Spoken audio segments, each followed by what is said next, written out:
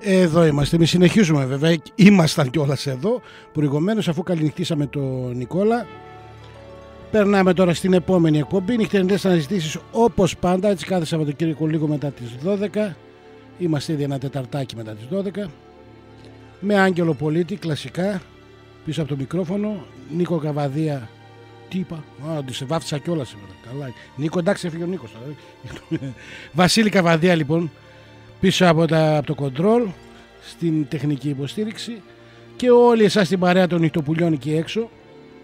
Μερικοί από εσάς ακούγατε και προηγουμένως, οι υπόλοιποι σιγά σιγά όσοι είστε, έχω βάλει είπαμε απουσιολόγο και μετράει τώρα, παίρνει παρουσίες.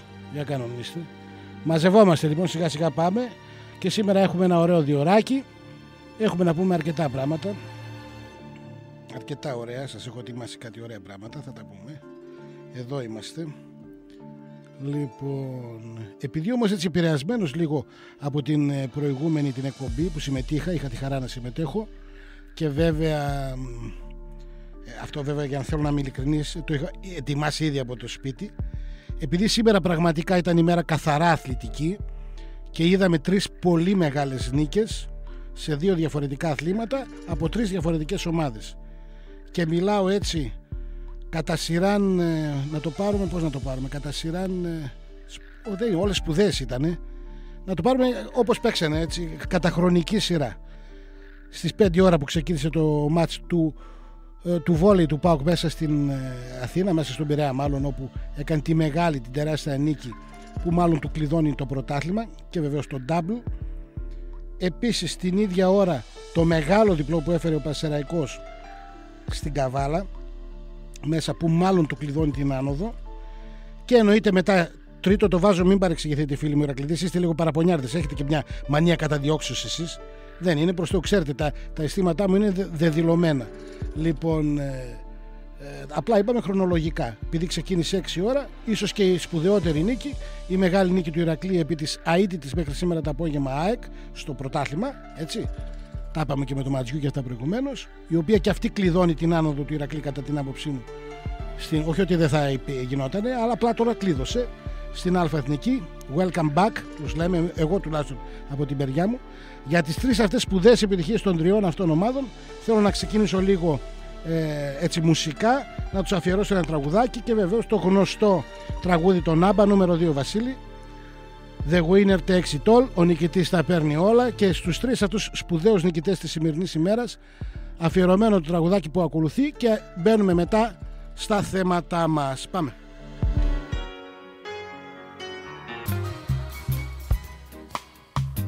Εδώ είμαστε λοιπόν για πάλι, αφού έτσι θεωρήσαμε σωστό να αφιερώσουμε το γνωστό αυτό τραγουδάκι στους μεγάλους νικητές της σημερινής ημέρας, The winner takes it all, και εύχομαι ειλικρινά, γιατί το αξίζουν πραγματικά οι 3 αυτές ομάδες να πάρουν αυτό που θέλουν.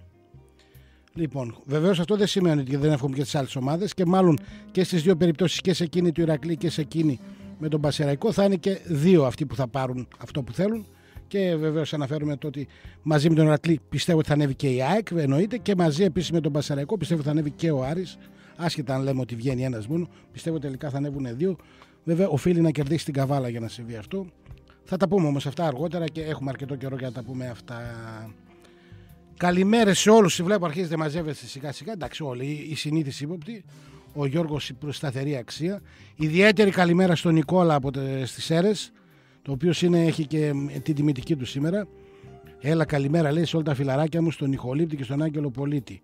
Βασίλη, δεν σε ξεχνάει ποτέ, μικρό. Καλή ακρόαση σήμερα. Είμαι ιδιαίτερα χαρούμενος. Εννοείται, ρε μικρέ, γιατί τόσα χιλιόμετρα δεν πήγανε άδικα. Περήφανος λαός που στο τέλος σε συνεργασία με την ομάδα λέει και τα λοιπά. Καβάλο 0-1 με Σάκη Γκόγκα. Όχι, ρε φίλε, Σάκης Γκόγκας.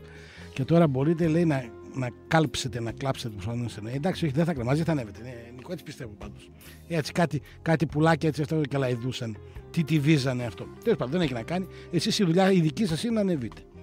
Από εκεί και πέρα, τώρα αν θα ανέβει και δεύτερος, δικό του θέμα. Πιστεύω όμως ότι έτσι θα γίνει. Όλοι, ο Νικόλας, γνωστό, η Αγγελική, εντάξει, αυτή είναι η συνείδηση που είπαμε. Ο Ανδρέας και αυτός στέλνει την καλημέρα του και καλή ακρόαση έρχεται σε όλους.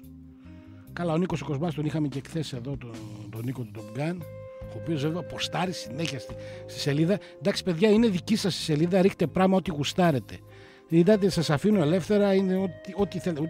Τι θα πει, σας αφήνω, δεν είναι δικιά μου, δικιά σας είναι η σελίδα. Είναι η σελίδα της εκπομπής, δηλαδή όλων μας. Και μια που το έφερε κουβέντα έτσι, να πούμε αυτό που λέμε κάθε φορά: τρόπους επικοινωνίας. Καταρχάς, μηνυματικά, όποιος θέλει μέσω SMS, γράφει FM, αφήνει ένα κενό και στέλνει το μήνυμά του στο 54526.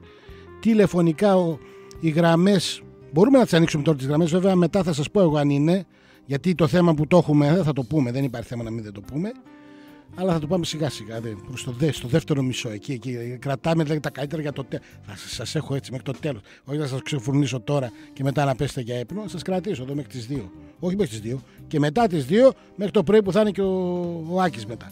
Αλλά εντάξει, είναι άλλη εκπομπή μετά, θα τα πείτε μετά με τον επόμενο. Μέχρι τις 2 όμως θέλω τουλάχιστον να σας κρατήσω. Οπότε για το τη δεύτερη ώρα της εκπομπής, εκεί μάλλον θα το κρατήσω το θέμα, θα σας βάλω λάου μέσα σιγά σιγά, θα δείτε, θα καταλάβετε. Λοιπόν, οπότε όπως σας είπα, τηλεφωνικά οι γραμμές είναι ανοιχτές, 2310-287 και 3 οχτάρια, 6945-287 και 3 οχτάρια για γενική συζήτηση. Μετά θα μπούμε στο ειδικό θέμα που έχουμε προαναγγείλει. Ο φίλος ο Βαγγέλης τι λέει? Άγγελε, στην εκπομπή με τον Νίκο με κάλυψες απόλυτα με το τρίπτυχο. Η ιεραρχία είναι τετράπτυχο κανονικά, είναι του στρατού αυτό, να ξέρεις. Η ιεραρχία, πειθαρχία εννοείται, έτσι, αρμοδιότητα και ευθύνη. Κάτι που δεν γίνεται στον ΠΑΟΚ. Δεν είναι μόνο στον ΠΑΟΚ, ρε φίλε. Έτσι λειτουργεί όλη η Ελλάδα. Λάθος δηλαδή λειτουργούμε. Έτσι έπρεπε να λειτουργεί. Δυστυχώς δεν μπόρεσα να πάρω τηλέφωνο. Πάρε τώρα, μα θες. Ωραίες απόψεις ακούστηκαν. Εννοείται ότι σε ακούμε. Καλημέρα. Την καλημέρα. Πάρε τώρα, μα θες. Οι γραμμές είναι ανοιχτές, Βαγγέλη. Θα ήθελα να ακούσω την άποψή σου, γιατί είναι γενικό λίγο στην αρχή το θέμα. Μετά θα μπούμε στα άλλα, στα δύσκολα. Και να ξέρετε εκεί, παιδιά, πάντα θα σας βάζω σιγά σιγά, έτσι. Είπαμε, τα βιβλία είναι 7. Να το ξαναπώ άλλη μια φορά και για τα καινούργια μέλη των εκπομπών. Το 7ο δεν ανοίγει, αφήστε το αυτό, ξεχάστε το. Ενδεχομένως να ανοίξει τις έσχατες ημέρες. Πάντως προς το παρόν μένει ερμητικά κλειστό. Τα άλλα τα βιβλία εννοείται δεν μπορούμε να πάμε κατευθείαν στο 5ο και στο 6ο, καταλάβατε, και στο 4ο. Θα ξεκινάμε από την αρχή, σιγά σιγά. Το παιδί πρώτα ξεκινάει δημοτικό, πηγαίνει, μετά γυμνάσιο, λύκειο και μετά πάει πανεπιστήμιο. Μην μου ζητάτε κατευθείαν πριν μάθετε την προπαίδεια να σας μιλήσω, ξέρω εγώ, για διαφορικές εξισώσεις. Π.χ. λέμε τώρα. Καταλάβατε, δεν γίνεται. Πάμε με ρέγουλα το πάμε το έργο. Και σιγά σιγά, αλλά και σήμερα είδατε εχθές τι ωραία. Και ποιος ήταν, δεν θυμάμαι, που μου στείλει το μήνυμα και λέει προς το τέλος, λέει, η εκπομπή πήρε μια άγρια ομορφιά. Ποιος ήταν ο Νικό? Όχι, κάποιος τώρα δεν μπορώ να το θυμηθώ. Τώρα, αν ψάξω θα το βρω. Τέλος πάντων, πάση περιπτώσει. Λοιπόν, έχει μια πολύ ωραία ανάρτηση εδώ ο Νίκος ο Τομπγκάν, που λέει καταλαβαίνεις τώρα, Έλληνα. Όσοι είστε μέσα, μπείτε να τη δείτε. Κάτσε μόνο, γιατί να μην την πούμε. Ευκαιρία, γιατί είναι και μια συνέχεια από το χθεσινοβραδινό, που όντως πραγματικά σας το άφησα για το τέλος λιγάκι και πράγματι εξελίχθηκε. Απλά τελείωνε η εκπομπή και κάποια στιγμή να φύγουμε και τότε αρχίσατε και βγαίνατε και στα τηλέφωνα και τα λοιπά. Καταλαβαίνεις, λέτε τώρα, Έλληνα, γιατί κατέστρεψαν μεγάλες υγιείς ελληνικές βιομηχανίες? Και λέτε, αναφέρει τα ονόματα, ξέρεις, Ζόλα, Πίτσος, Εσκιμό, Πυραϊκή, Πετραϊκή, Χροπή, και τα θυμάστε το Χροπή, Αλγκόν Χροπή. Η ασπιρίνη που εισάγουμε εμείς από τους Γερμαναράτες, τώρα την Bayer, εμείς κάναμε εξαγωγές τότε, τα θυμάμαι εγώ, ήταν σε κάτι άσπρα, ας πούμε, και αυτά σαν ασπιρίνες, και η συσκευασία του σαν μπλε ένα πράγμα, ήταν με ασημή σαν αυτό που ήταν. Αλγκόν Χροπή, τα έπαιρνε ένα και καθάριζε πονοκέφαλη, τα αυτά όλα τα πάντα. Και τώρα εισάγουμε τους Γερμαναράτες, την Bayer. Λοιπόν, Πυρκάλ βεβαίως, καλά, η Πυρκάλ υπήρχε και μετά. Και έκαψαν, λέει, σε διάστημα 2 μηνών μεγάλα ελληνικά πολυκαταστήματα. Θυμάστε τότε, ειδικά τη δεκαετία του 80, τις μεγάλες τις πυρκαγιές στον Κατράντζο, στο Μινιόν και τα λοιπά. Τα λέει όλα εδώ. Λαμπρόπουλος, Κλαδάτος, όλα αυτά. Για να βρουν, λέει, χώρο άνετα, χωρίς προσπάθεια, τα δικά τους τα μπακάλικα που διαφορετικά δεν θα μπορούσαν να μπουν στην ελληνική αγορά. Κάποια στιγμή θα μπαίναν, εντάξει, είπαμε, η παγκοσμιοποίηση, ανοίγει η αγορά, αλλά γιατί κυνηγά στην ελληνική την επιχείρηση, κυρία μου? Έτσι δεν είναι? Ξαναρωτάει εδώ πέρα το site. Κατάλαβες τώρα γιατί σου δίνανε τζάμπα κάρτες και οι τράπεζες? Έτσι ακριβώς. Για να σου πάρουν βέβαια το πατρικό σου, λέει από κάτω. Δεκάρα δεν δίνανε για τις δόσεις σου. Φυσικά εννοείται. Μα εγώ έχω μιλήσει με τραπεζίτη και μου λέει, εμάς δεν μας συμφέρει, λέει, να είναι συνεπής ο δανειολήπτης. Εμείς θέλουμε να μην είναι συναπής, να μην στάσει σε αυτά που έχει εδώ. Γιατί μετά θα σου πάρουνε. Είχα δει, παιδιά, θα το ξεχάσω. Είχε μια παλιά σειρά στην τηλεόραση, τότε ακόμα ήταν η ΕΡΤ, πριν ακόμα γίνει η ιδιωτική τηλεόραση. Ακόμα ήταν η ΕΡΤ, έτσι, μιλάμε δεκαετία 80, πριν από το 89 δηλαδή. Και είχε μια σειρά που λεγόταν η Ζώνη του Λυκόφωτος. Αν θυμάμαι καλά, μιλάω καλά για το... Και είχε ορισμένα επεισόδια Ένα από αυτά το θυμάμαι σαν τώρα, το είχε σκηνοθετήσει ο μεγάλος ο Φόρντ. Όχι, ο Τζον Χιούστον. Ο τεράστιος μεγάλος αυτός Αμερικανός σκηνοθέτης. Ο Τζον Χιούστον, ο πατέρας της Αντζέλικα, έτσι. Λοιπόν, και είχε ακριβώς, έδειχνε, το επεισόδιο ήταν αυτό, μια γυναίκα η οποία είχε αγοράσει πιστωτική κάρτα και αυτή είχε αυτό που λέμε το σοπαχόλικ που λέμε, έτσι, το αλκοολίκι με τις αγορές και φόρτωνε την κάρτα της και μετά, ενώ δεν μπορούσε να την αποπληρώσει, ήταν βέβαια αλληγορικό το έργο, είχε τέτοια συμφωνία, ήταν η σειρά τέτοια μυστηρίου κτλ. Ζώνη του Λυκόφωτος πρέπει να ήταν. Και είχε κάθε φορά έχανε και ένα μέλος του σώματός της. Στην αρχή την κόψανε ένα δάχτυλο, μετά την κόψανε, ξέρω εγώ. Κάποια στιγμή έχασε το χέρι της το ένα από τον καρπό, μετά την κόψανε αυτό. Έτσι και την έκοβαν και ένα κομμάτι. Ήταν μια φοβερή αλληγορία του σκηνοθέτη εκείνης της σειράς για να σου δείξει τι μπορεί να πάθει, ας πούμε, με την εξάρτηση από όλους αυτούς τους στοκογλυφαράδες, αυτούς τους απατεώνες, τα μεγάλα τα λαμόγια αυτά, τα οποία, επαναλαμβάνω, δεν τους ενδιαφέρει να πάρουν τα χρήματά τους, τους ενδιαφέρει να σε έχουν χρεωμένο, να σε κρατάνε που λέμε. Και βεβαίως σε πώς λέμε εμάς τους άντρες, από τα καρύδια, έτσι, από τα... δεν θα το πω 12,5, από τα κογκόβια που έλεγε και η γιαγιά μου συγχωρεμένη. Πολύ της ήταν αυτή. Λοιπόν, συνεχίζω εδώ που λέει: με χαρτιά τυπωμένα σου πήραν και σου παίρνουν το σπίτι, το χωράφι, το μαγαζί. Κατάλαβες τώρα, λέει, γιατί σε χώσαν στο χρηματιστήριο. Άλλη εκείνη η απάτη μεγάλη. Όταν ένας πρωθυπουργός της χώρας προέτρεπε τον απλό κόσμο να βάλει τα λεφτά, βέβαια τότε αυτοί μαζεύαν και λεφτά τα οποία τα θέλανε για την επικείμενη Ολυμπιάδα που ερχόταν, έτσι. Κάνανε ένα είδους εσωτερικό δάνειο από εδώ πέρα μέσα. Τέλος πάντων, απλά ο κόσμος τσίμπησε και πήγε εκεί πέρα και. Λοιπόν, ήθελε να βάλει το κομπόδεμά του στο στημένο παιχνίδι. Δεν εννοούσε ακριβώς τις παραγωγικές επενδύσεις, αλλά τον τζόγο. Βέβαια, αφού κάθε άσχετος πήγαινε τότε και μου το έπαιζε να είμαι επενδυτής κτλ. Οι άλλοι πουλούσαν τα σπίτια τους, πουλούσαν τις περιουσίες τους για να βγάλουν αυτά, να τα πάνε να τα παίξουν. Τέλος πάντων. Από εκεί και βέβαια σε εκείνο το θέμα είναι που λέμε αναλαμβάνεις και την ευθύνη. Είσαι ενήλικας άνθρωπος, είσαι υπεύθυνος των πράξεών σου. Είναι όπως όταν πας στο καζίνο. Κύριε μου, τη στιγμή που περνάς την πόρτα, αναλαμβάνεις και την ευθύνη του τι θα συμβεί εκεί πέρα μέσα. Δεν σε έβαλε κανένας με το ζόρι να πας. Εννοείται όμως ότι οι σιρήνες είναι πολλαπλές, έτσι, για να σε καλέσουν. Και δυστυχώς οι περισσότεροι, αφού δεν είναι δεμένοι στο κατάρτι όπως κάναμε τον Οδυσσέα ή αφού δεν έχουν βουλοκαίρι στα αυτιά τους για να μην ακούν το κάλεσμα των σιρήνων, υποκύπτουν σε αυτό το κάλεσμα. Κατάλαβες, λέει, τώρα γιατί γουστάρουν τόσο την ελεύθερη αγορά. Κοίταξε, εγώ εδώ υπάρχει μια ασάφεια στο κείμενο κατά την άποψή μου. Και εγώ είμαι υπέρ της ελεύθερης αγοράς. Δεν θέλω. Αλλά άλλο πράγμα ελεύθερη αγορά, άλλο ασυδοσία, άλλο έρμεο των κάθε καρτέλ, άλλο ο άκρατος αυτός νεοφιλελευθερισμός, ο οποίος δεν υπάρχει τίποτα. Δηλαδή, θέλει να υπάρχει μια ρεγούλα όπως σε όλα τα πράγματα. Να έχεις δηλαδή που λέμε. Να υπάρχει και ένα καπίστρο, παιδί μου, έστω ένας ελαφρός παρεμβατισμός. Εγώ δεν θέλω κρατισμό, δεν είμαστε Σοβιετία, ούτε κατάλαβες. Αλλά να υπάρχει, ρε παιδί μου, ένας έλεγχος, να μην αφήνεις τον άλλον ανεξέλεγκτα να σου ρουφάει το αίμα. Εδώ φτάσαμε στο σημείο, όλη αυτή την πενταετία που έχει χάσει ο Έλληνας το τεράστιο μέρος από το εισόδημά του, που πέφτουνε, εν τούτης βλέπεις και ενώ έχει πέσει, τι λέει ο νόμος της ελεύθερης αγοράς, ενώ πέφτει η ζήτηση, οι τιμές δεν πέφτουν, ανεβαίνουν. Απίστευτο πράγμα. Δηλαδή, αυτά δεν γίνονται. Δεν συνάδουν με τους κανόνες της αγοράς, της ελεύθερης, της υγιούς αγοράς. Όταν πέφτει η ζήτηση, πρέπει να πέσουν και οι τιμές. Δεν γίνεται, ρε φίλε. Εδώ ανεβαίνουν τιμές στα ράφια. Και κανένας δεν. Δηλαδή, θέλαν κάποια στιγμή να μας κάνουν να έχουμε μισθούς, ας πούμε, Βαλκανίων, ας το πούμε, μισθούς Κροατίας ή μισθούς Βουλγαρίας και Ρουμανίας, όπως λένε. Αλλά στα ράφια οι τιμές ήταν τιμές Βρυξελών, τιμές Βερολίνου. Κάτσε, ρε φίλε. Δεν γίνεται. Οι άλλοι παίρνουν, ξέρω εγώ, 2.500 μισθό και πληρώνουν αυτά πλέον. Εντάξει.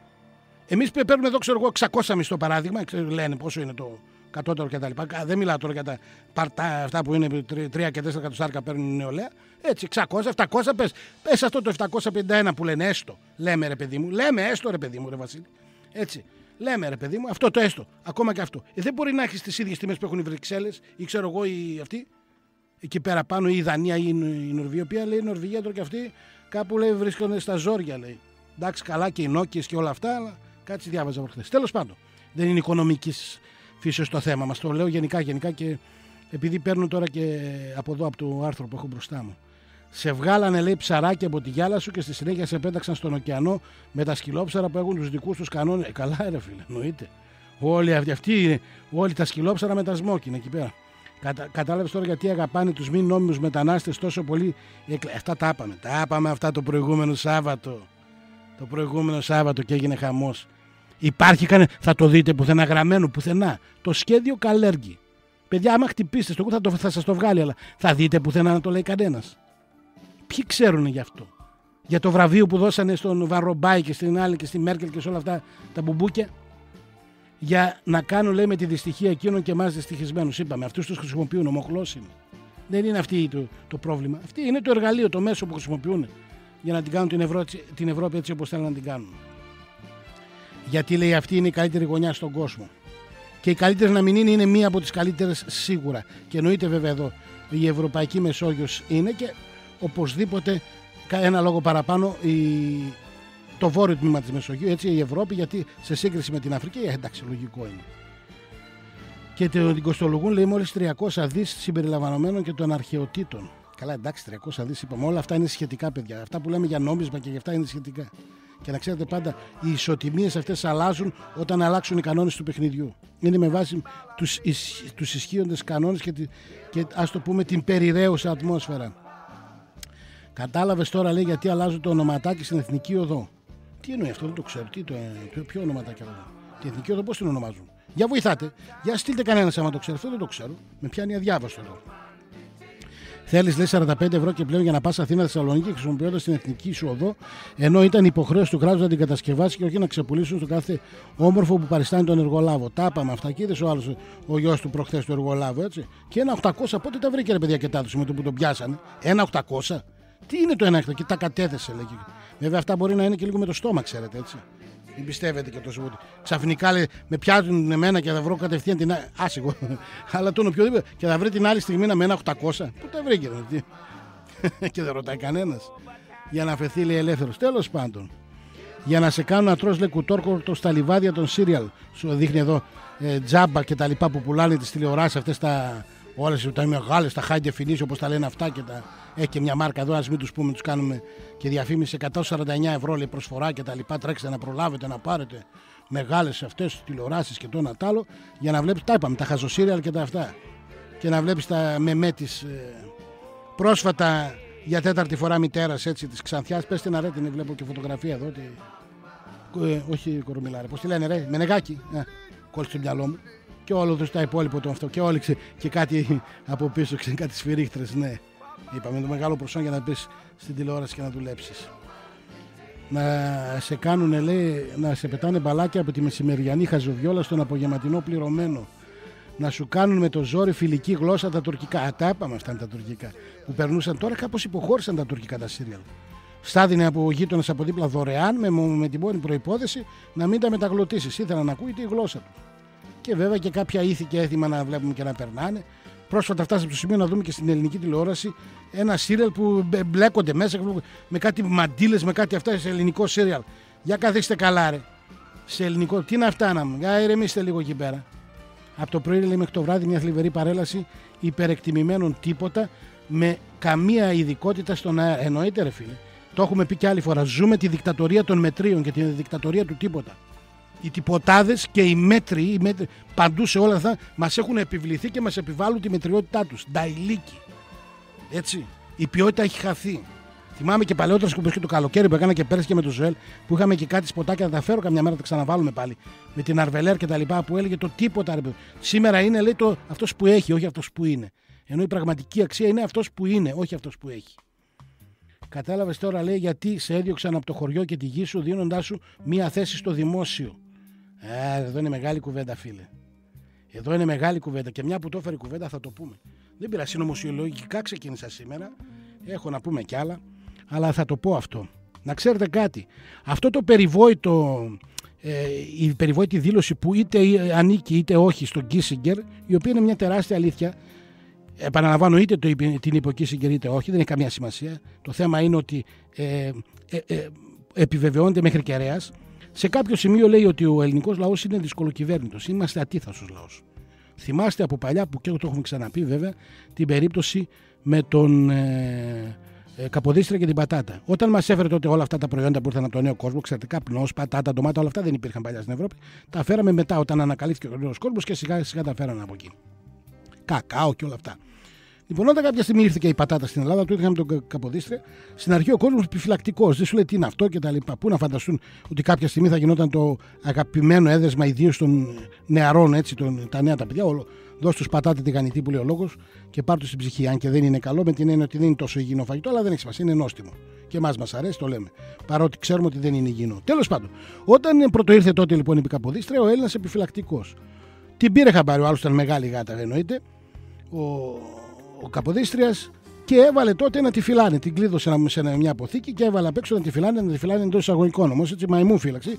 Τους είχε πει τους στρατιώτες που είχε βάλει το εκεί να φυλάνε. Κοιτάξτε, το βράδυ δεν θα είστε και τόσο φανατικοί φρουρίνα. Όπως είστε, θα γέρνετε λίγο να τον ψιλοπαίρνετε εκεί πέρα. Θα κάνετε πως δεν βλέπετε, ξέρω εγώ. Κάνανε οι άλλοι το χάφτα εκεί πέρα, πάφ, την πέφτανε. Πήγαν μόλις.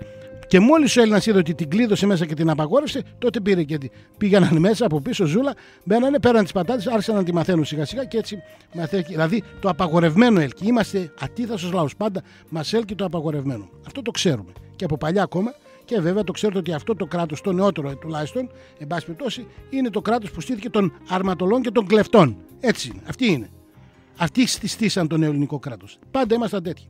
Ένα μεγάλο τμήμα αυτών των ανθρώπων κάποια στιγμή, ιδίως μετά το Δεύτερο Παγκόσμιο Πόλεμο, βγήκε πάνω στα βουνά. Άσχετα αν κάποια στιγμή εκεί στη Βάρκιζα μαζεύτηκαν και παρέδιναν τα όπλα, και άμα θα δείτε και το βιντεάκι το σχετικό πώς τα πετάνε εκεί με περιφρόνηση και θυμωμένοι κτλ. Αλλά από εκεί και πέρα πάλι ξαναβγήκανε πάνω στα βουνά, βέβαια, γιατί τα περάσει το ένα τόπο, παίρνει το άλλο μετά. Δεν έχει σημασία. Οι κρατούντες ξέραν ότι είναι πολύ δύσκολο αν τον έχει τον άλλον, τον ατίθασο, αυτόν τον απίθαρχο, τον έχει εκεί πέρα έξω στα βουνά με το όπλο. Γιατί δεν μπορεί να το βρει. Εδώ θυμάστε την άλλη φορά που είχε. Ποιος ήταν που είχε. Που το είχε σκάσει από τις φυλάκες. Πώς το λέγανε παλιό. Ποιος ήταν αυτό με το ελικόπτερο. Κρυβόταν πάνω στα αυτά. Ολόκληρη η αστυνομία του κοινικού δεν μπορεί να το βρει. Ένα άτομο. Έτσι. Σκέψου τώρα να έχεις να αντιμετωπίσει ολόκληρο ασκέρι από τέτοιους. Και να τους έχεις πάνω στα βουνά. Οπότε τι έγινε μετά. Μόλις τελείωσε και ο παγκόσμιος, τελείωσαν και φίλοι και όλα αυτά. Σου λέει κάτσε, φέρ τους αυτούς εδώ πέρα μέσα. Τους μάζεψε τότε στην πόλη. Έχει προηγηθεί ο Εθνάρχης, ο οποίος βέβαια δίνει την εντολή. Χτίστε το λεκανοπέδιο και γενικά όλη την Ελλάδα. Χτίζει την Αθήνα, την τσιμεντοποιεί, έτσι. Η αρχή της αντιπαροχής και τα λοιπά. Άιτε πάρτε διαμερίσματα. Μάζεψε όλους, τους πήρε και από τα χωριά τους και από αυτά. Τους μάζεψε και στην Αθήνα. Τους διόρισε κιόλας μέσα τους μισούς για να τους έχει να τους ελέγχει και οικονομικά. Και βεβαίως τα παιδιά αυτών και τα εγγόνια τους είναι και οι σημερινοί μπαχαλάκηδες, οι σημερινοί ανυπότακτοι, όλοι αυτοί. Απλά τι γίνεται. Τους έχουν μαζεμένους, μαντρωμένους εκεί πέρα μέσα. Τους δίνουν κάποιες στημένες εξεγέρσεις σήμερα για να εκτονώνονται. Όλα αυτά που βλέπετε, οι πορείες και αυτά, όλα είναι δεν είναι κανένα αποτέλεσμα. Εξάλλου, 40 χρόνια μεταπολίτευση που έχουν την ελευθερία γιατί πριν επί Χούντας, ας πούμε, απαγορευόταν αυτά. Τώρα όμως είναι ελεύθερα να τα κάνουν και τα κάνουν συνέχεια. Ειδικά την τελευταία πενταετία επί μνημονίου, πόσες κινητοποίησεις. Και τώρα βέβαια βγήκε ο ΣΥΡΙΖΑ, σταματήσει να κινητοποίησεις, χάσαμε. Αλλά και προηγουμένως που είχε. Λύθηκε κανένα πρόβλημα, τίποτα. Απλά εκτονωνόταν όλη αυτή η κατάσταση. Χώρια που πολλοί από αυτούς είναι στημένοι από την ίδια από την άλλη μεριά για να τους ελέγχει το σύστημα. Έχει και τους ρουφιάνους μέσα που λέμε, μέσα στους κουκουλοφόρους. Υπάρχουν και αυτοί, πάντα υπάρχουν όλοι αυτοί. Λοιπόν, τους έφερε μέσα εκεί για να τους ελέγχει, για να μην τον έχει τώρα να πάρει στο βουνό να του ψάχνει να τον κυνηγάει. Του δίνει και ένα μισθό και τα λοιπά. Είπαμε όλοι αυτοί είναι τα παιδιά αυτών. Τους έβαλε στο δημόσιο, ας πούμε, και τους ελέγχει από εκεί και πέρα και τους κρατάει. Ερχόμενος ο κόσμος στην πόλη. Να ξέρετε, είναι πλήρως ελεγχόμενος στα μεγάλα αστικά κέντρα. Ακόμα είτε κάνει κάποια δικιά του δουλειά, είτε τον έχει, ας πούμε, υπάλληλο, οπότε τον ελέγχει, δηλαδή τι λεφτά θα βάζει στην τσέπη του, είτε. Και αυτό είναι ο προάγγελος, όπως λέγαμε και προχθές, για μεθαύριο που θα πάρει αντί για το χρήμα που θα έχει την κάρτα κτλ. Και κάποια στιγμή θα καταργηθεί και εντελώς και το παγκόσμιο νόμισμα και θα γίνει τα credit, οι μονάδες. Αυτά βέβαια μελλοντικά, στις μελλοντικές ενδεχομένως γενιές. Εμείς πολύ πιθανόν να μην ζούμε να τα δούμε τότε, αλίμονο στα παιδιά μας και στα εγγόνια μας. Αν θα έρθει εκείνη η ώρα, πότε θα έρθει δεν ξέρω. Λοιπόν, και τους έχει εκεί πέρα μέσα λοιπόν και τους ελέγχει ακριβώς για να μην έχει την έννοια να τρέχει πάνω και να τους κυνηγάει που μέσα στα λιμέρια και μέσα στα. Γιατί είπαμε, ο Έλληνας είναι τέτοιο, μέσα στα άντρα, έτσι. Από εκεί βγήκε και η λέξη αντριωμένος, είναι αυτός που είναι μεγαλωμένος μέσα στο άντρο, μέσα στις σπηλιές και σε αυτά. Από παλιά γινόταν αυτή η δουλειά. Και γίνεται όλο αυτό το σκηνικό που λέτε σήμερα. Γι' αυτό. Και όλο αυτό που σας το είπα γιατί πήρα μια αφορμή από αυτό που βλέπω εδώ το ποστάρισμα που είχε κάνει, που λέει κατάλαβες γιατί σε έδιωξαν από το χωριό και σε φέρανε εδώ και σου δώσανε, λέει, και μια θέση στο δημόσιο ακριβώς. Για να σε έχουν να σε ελέγχουν, να είσαι εξαρτώμενος πλήρως από αυτούς. και να πηγαίνεις είτε να τους παρακαλάς είτε να απαιτείς πολλές φορές, έτσι, δώσε μου αυτά τα δά, γιατί για ποιο λόγο? Για να αυξήσεις τον καταναλωτισμό σου, την ικανότητα καταναλωτισμού σου. Αυτά είναι που λέτε. Να ξέρετε ότι πάντα οι πόλεις και τα λοιπά, οι μεγάλες, ελέγχονται πλήρως, μάλλον ελέγχονται πιο εύκολα από την εξουσία, ας το πούμε, σε σύγκριση με τα χωριά. Αυτό μας το διδάσκει πάλι η ίδια ιστορία.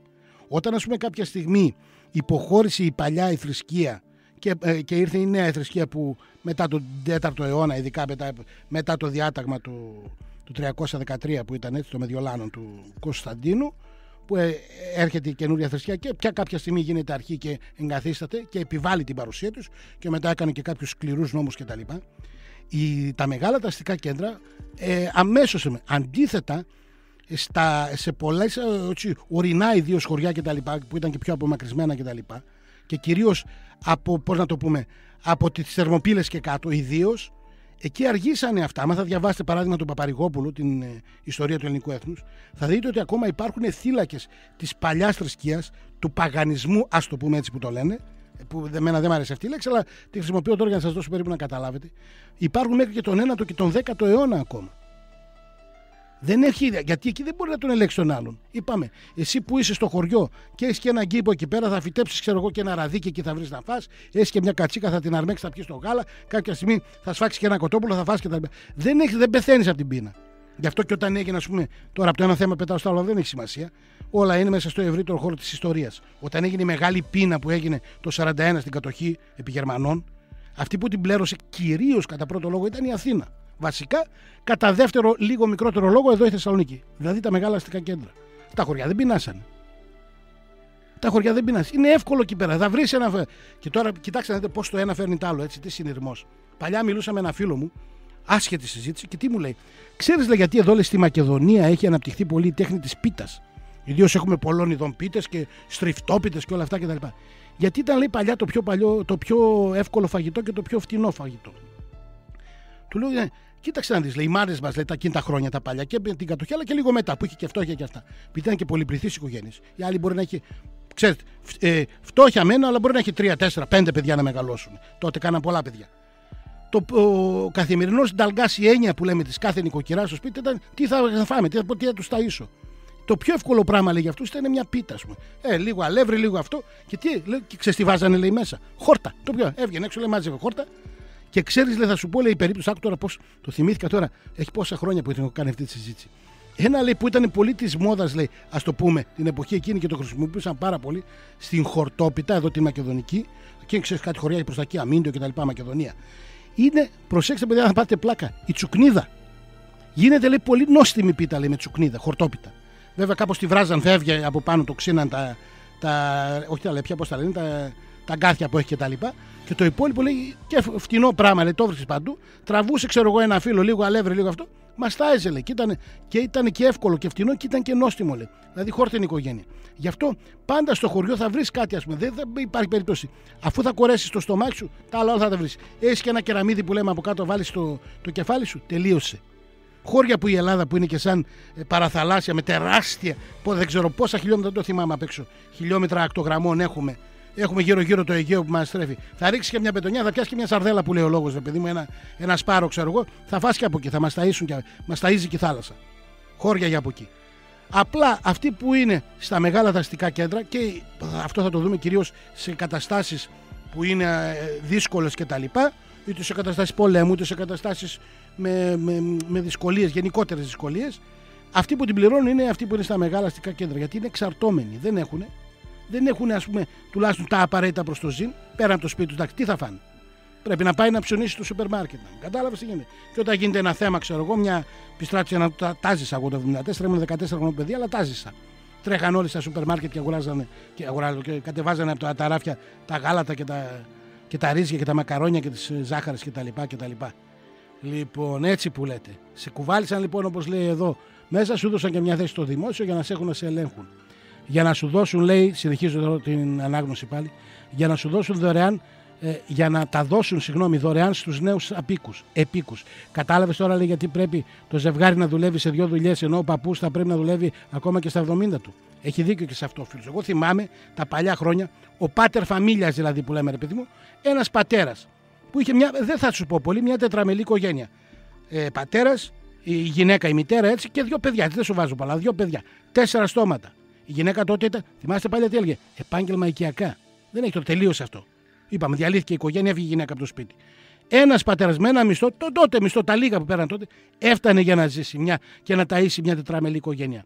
Λίγο πιο έτσι φτωχικά, ξέρω εγώ, είπαμε. Εμείς στην πρώτη τηλεόραση το θυμάμαι, το 70 που πήραμε τότε, είχε πάρει ο συγχωρεμένος ο πατέρας μου για να δει το παγκόσμιο κύπελλο το 70, τον Μπελέ τότε. Την πήραμε μια ασπρόμαυρη ουράνια με δόσεις. Την πληρώναμε κανένα 2 χρόνια. Βέβαια είχαμε ψυγείο, αυτά και τα λοιπά. Θυμάμαι το 70, το θυμάμαι σαν τώρα, ήμουν 10 χρονών παιδάκι. Λοιπόν. Εντάξει, πιο φτωχικά. Το αμάξι και τα λοιπά. Τότε είχαμε ένα αμάξι εδώ και τώρα σήμερα βλέπεις τι γίνεται. Αλλά όλα αυτές είναι οι τεχνητές αυτές αυξήσεις των αναγκών, των δίθεν αναγκών που έχουμε, ακριβώς για να ζητάς αυτά που είναι να ζητάς και να σε ελέγχουν πλήρως, δίνοντάς σου αυτοί και αποφασίζοντας αυτοί πόσα θα δώσεις, πόσα θα ξοδέψεις και όλα αυτά. Τα λέγαμε και τις προάλλες με το θέμα που είχαμε αναπτύξει. Για να μεγαλώνουν, λέει, τα παιδιά μόνα τους χωρίς κανένα προσανατολισμό και έρχεσαι. Είπαμε, έφυγε η γυναίκα από το σπίτι, τελείωσε το πρώτο σχολείο που είναι το σπίτι, διαλύσαμε μετά και το δεύτερο σχολείο που είναι το κάθε αυτό σχολείο. Έτσι, τα έχουμε ξαναπεί αυτά, μην τα ξαναλέω. Για να χαθεί η καταραμένη φυλή σου. Τούτο το ξέρουν πολύ καλά και γι' αυτό προωθούν την υπογεννητικότητα. Τα είπαμε και προχθές, την πάσα και με τον Χαρικλίν που το ποστάρισαν κιόλας. Ο φίλος μου Αποστόλης το βρήκε κατευθείαν και το ποστάρισε με το γάλα κουχού και τα λοιπά. Υπογεννητικότητες. Αστιφιλίες, από πότε σας το έχω πει. Τα 2 μεγάλα προβλήματα του ελληνισμού. Η υπογεννητικότητα και η αστιφιλία. Το δεύτερο είναι αλληλένδετο με το πρώτο. Και όλα αυτά δημιουργήσαν όλα και αυτά που είναι, πώς το λένε, το θέμα το ασφαλιστικό κλπ. Όλα από εκεί προέρχονται. Κατάλαβες τώρα γιατί στη Βουλή δεν μπαίνει κανένας σοβαρός άνθρωπος. Καλά, εκεί είναι άλλο θέμα. Το στη Βουλή ποιοι θα μπουν είναι προαποφασισμένο. Ακόμα και όταν πάτε να ψηφίσετε με σταυρό, όπως κάνατε προχθές, ή αν θα γίνουν, τα λέγαμε και χθες, αν θα γίνουν πρόωρες εκλογές και θα πάει με λίστα, ούτως ή άλλως πάλι οι ίδιοι είναι αυτοί που θα αποφασίσουν.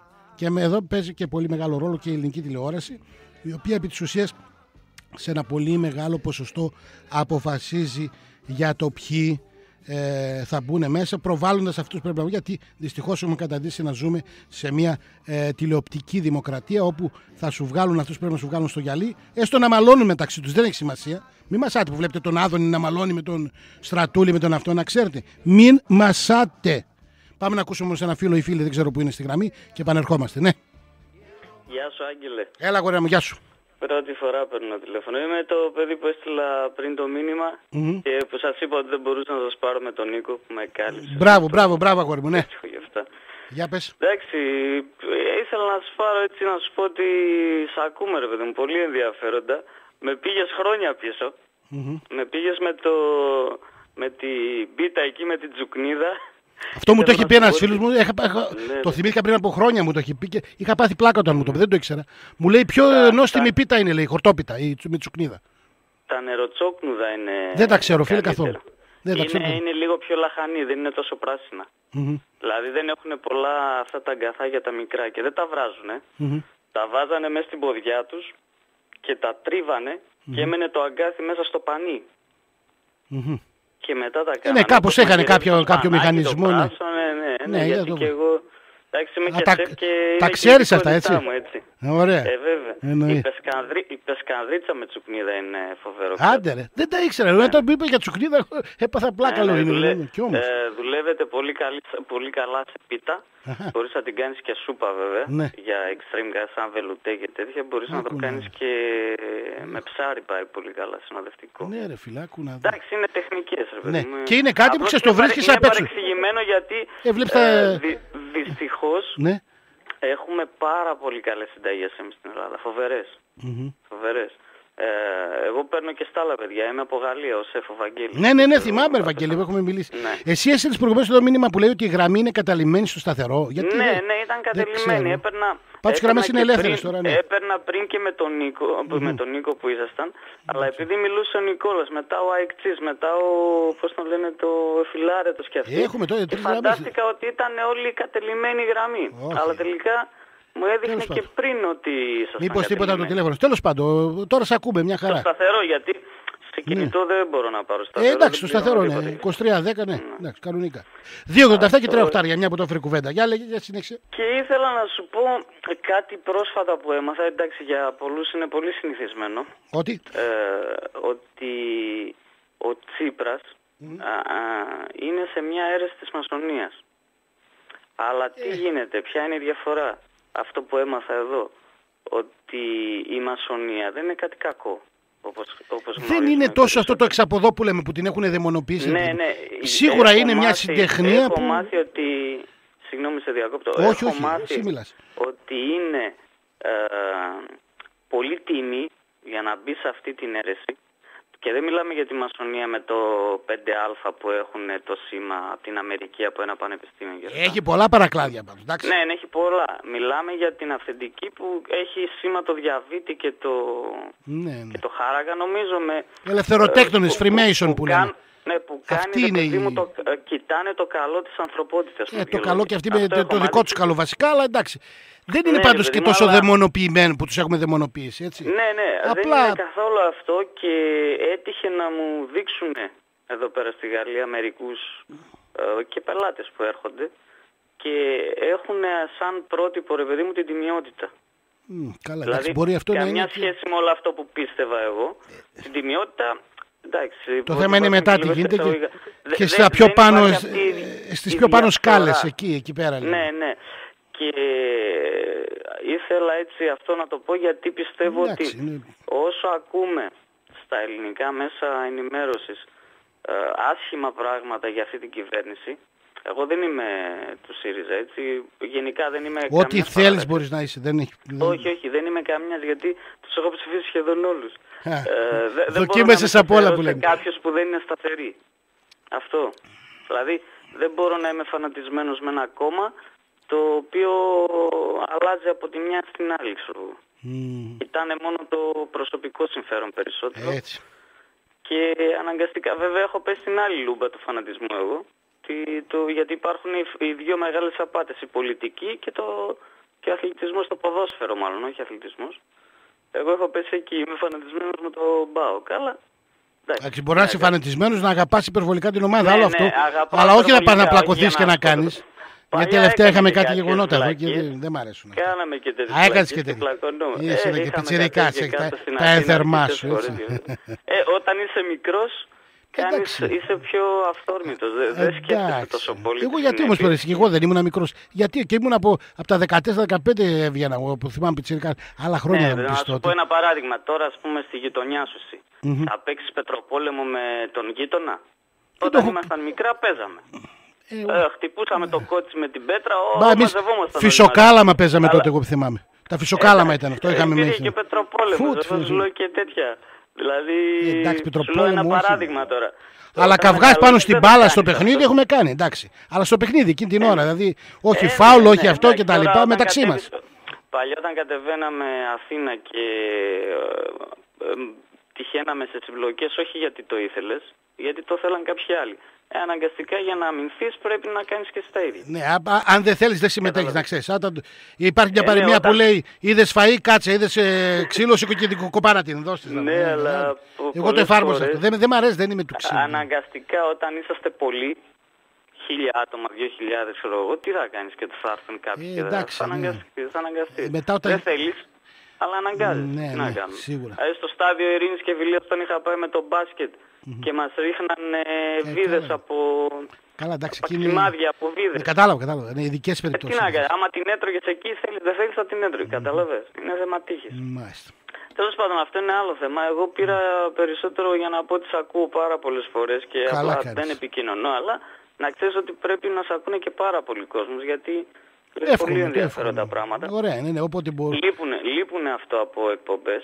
Λίγες εκπομπές τώρα. Έτσι, θέλω, αυτή είναι η προσδοκία μου, ας πούμε, να δώσω ένα διαφορετικό τόνο λίγο στα βράδια. Έστω αυτό το Σαββατοκύριακο, ας πούμε, που είναι καλό να ξεφεύγουμε λίγο και από τα κοινά και αν και άμα χρειαστεί κάτι, να όπως είδες, σήμερα κάναμε και αναφορές αθλητικές, αλλά γενικά είναι καλό από ένα σημείο και μετά από μια ώρα και μετά, ας πούμε, να ξεφεύγεις λίγο, να πας και σίγουρα σε άλλα θέματα. Ούτως ή άλλως όλα τώρα βλέπω και όλοι οι σταθμοί και τα ραδιόφωνα και τα αυτά γίνονται multi και τα λοιπά ενδιαφέροντος, κατάλαβες, γενικό. Σε πληροφορώ ότι το έχεις καταφέρει αυτό που λες. Μακάρι, το έχουμε. Και πας σε πολύ καλό δρόμο, γιατί και ο Ζαγόρας που μιλούσατε στην αρχή, ξέρω εγώ, και σε στήριζε και αυτά, ναι. Πιστεύω ότι και αυτός το έβλεπε μπροστά του ότι θα γίνει αυτό και γίνεται. Έγινε, Βαγγέλη. Δηλαδή, από παλιά που δεν σ' ακούγανε και το σχολείο. Καλά, και εγώ τώρα ξεκίνησα τις βραδινές με το Γενάρη, εντάξει. Ναι. 4 μήνες. Και να το συνεχίσετε, γιατί όσο μπορέσουμε και όσο θα είμαστε εδώ και γεροί, θα το συνεχίσουμε. Να είσαι καλά, Βαγγέλη, σε ευχαριστώ για τη συμμετοχή σου, γιατί έχω άλλες 2 γραμμές. Πάμε λίγο. Παρακαλώ. Θέλω να πω ότι όσο ακούμε άσχημα πράγματα για την κυβέρνηση, να μην ανησυχούμε. Δεν είναι όλα άσχημα και αυτά. Απλά είναι. Τα περισσότερα, όταν λέω άσχημα, εννοώ. Πρέπει να βρουν τα λεφτά, αλλά εγώ νομίζω στο τέλος θέλουν να το φέρουν λίγο γλυκά, θα συμβαστούν σε κάποιο σημείο. Θα δούμε. Τουλάχιστον είναι διαφορετική η προσέγγιση τους. Τώρα σίγουρα, το αποτέλεσμα δεν ξέρουμε. Όταν θα το δούμε, θα μιλήσουμε αναλόγως. Θα φανεί. Έγινε, αδερφέ, σε ευχαριστώ. Καλή εκπομπή. Να είσαι καλά. Καλή ακρόαση και σε σένα, καλή συνέχεια. Πάμε στην επόμενη γραμμή, να μην περιμένει. Ναι. Έλα. Εγώ μιλάω. Εσείς μιλάτε. Καλησπέρα. Συγχαρητήρια για την εκπομπή. Καλημέρα. Το όνομα μας? Αλεξάνδρα. Έλα, Αλεξάνδρα μου, γεια σου. Πάμε. Λοιπόν, σας άκουγα πολλά βράδια. Μπράβο. Εσείς είστε δημοσιογράφος μόνο? Όχι. Δεν είμαι δημοσιογράφος. Εδώ κάνω μια παραγωγή, μια εκπομπή εδώ πέρα. Έτσι. Δεν έχει σημασία το τύπο. Δεν θέλω να δηλώσω κάποια ιδιότητα συγκεκριμένη. Δεν πειράζει, τι τελειώσατε. Πάνω σε μπράβο, πολύ πληροφορία. Εντάξει, αυτά που ασχολούμαι δεν έχουν σχέση με αυτά που σπούδασα, να ξέρετε. Ναι. Για πείτε μου. Αλλά ασχολούμαι πάρα πολλές δεκαετίες γι' αυτό. Έτσι, μπράβο. Πολύ ενδιαφέροντα πράγματα λέτε και δεν με αφήνετε να κοιμηθώ. Δεν σας αφήνω να κοιμηθείτε. Θα το έχω τύψει στη συνείδησή μου. Όχι, ωραία. Μα αυτός είναι ο σκοπός μου. Σας κρατάω συντροφιά. Όλα σας τα νυχτοπούλια που κάθεστε εκεί να σας συντροφεύω. Έτσι, ωραία. Έτσι, μισοκοιμισμένη. Μ' αρέσει. Συγχαρητήρια, κύριε Άγγελε. Να είστε καλά, σας ευχαριστώ. Γεια σου, κύριε Αλεξάνδρα. Δεν ξέρω τώρα, ήταν νέα, δεν ξέρω τι. Να είναι καλά πάντως οι φίλοι που πήρε τηλέφωνο. Έχουμε κι άλλη μια γραμμούλα. Πάμε και στην επόμενη γραμμούλα. Ναι. Καλησπέρα. Καλημέρα, μάλλον καλύτερα, γιατί είναι 1 η ώρα. Καλημέρα, εντάξει. Για πάμε. Πάμε. Το ίδιο, ναι. Καλημέρα όλη μέρα. Ναι, για πάμε. Ναι, ακριβώς. Τώρα έτυχες άκουσα εγώ. Δεν έχω ξανακούσει. Στο ράδιο και άκουγα αυτά που έλεγες και ήταν πολύ σωστά. Αυτά που έλεγες γενικότερα για το τι μας έχουν κάνει. Ναι, βέβαια. Τα έχουμε πει κι άλλες μέρες, αλλά εσύ, όπως είπες πρώτη, το όνομά σου καταρχάς το μικρό? Θοδωρή. Έλα, Θοδωρή, για να μπορούμε να μιλάμε. Εγώ Άγγελος. Ναι. Ωραία. Λοιπόν, αυτά που μας έχουν κάνει. Αυτά που είπες. Ναι. Εγώ είμαι μικρός σε σχέση με κάποιους άλλους. Είμαι στο μέσο, να πω. Είμαι στα 32 βασικά περίπου. Εντάξει, είσαι, ναι. Ωραία ηλικία τώρα. Ναι. Είναι ωραία ηλικία. Γιατί εγώ ευτύχησα να πω ότι γεννήθηκα στις αρχές του 80. Ναι.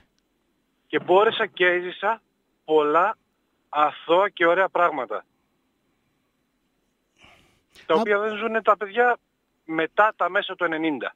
Σίγουρα.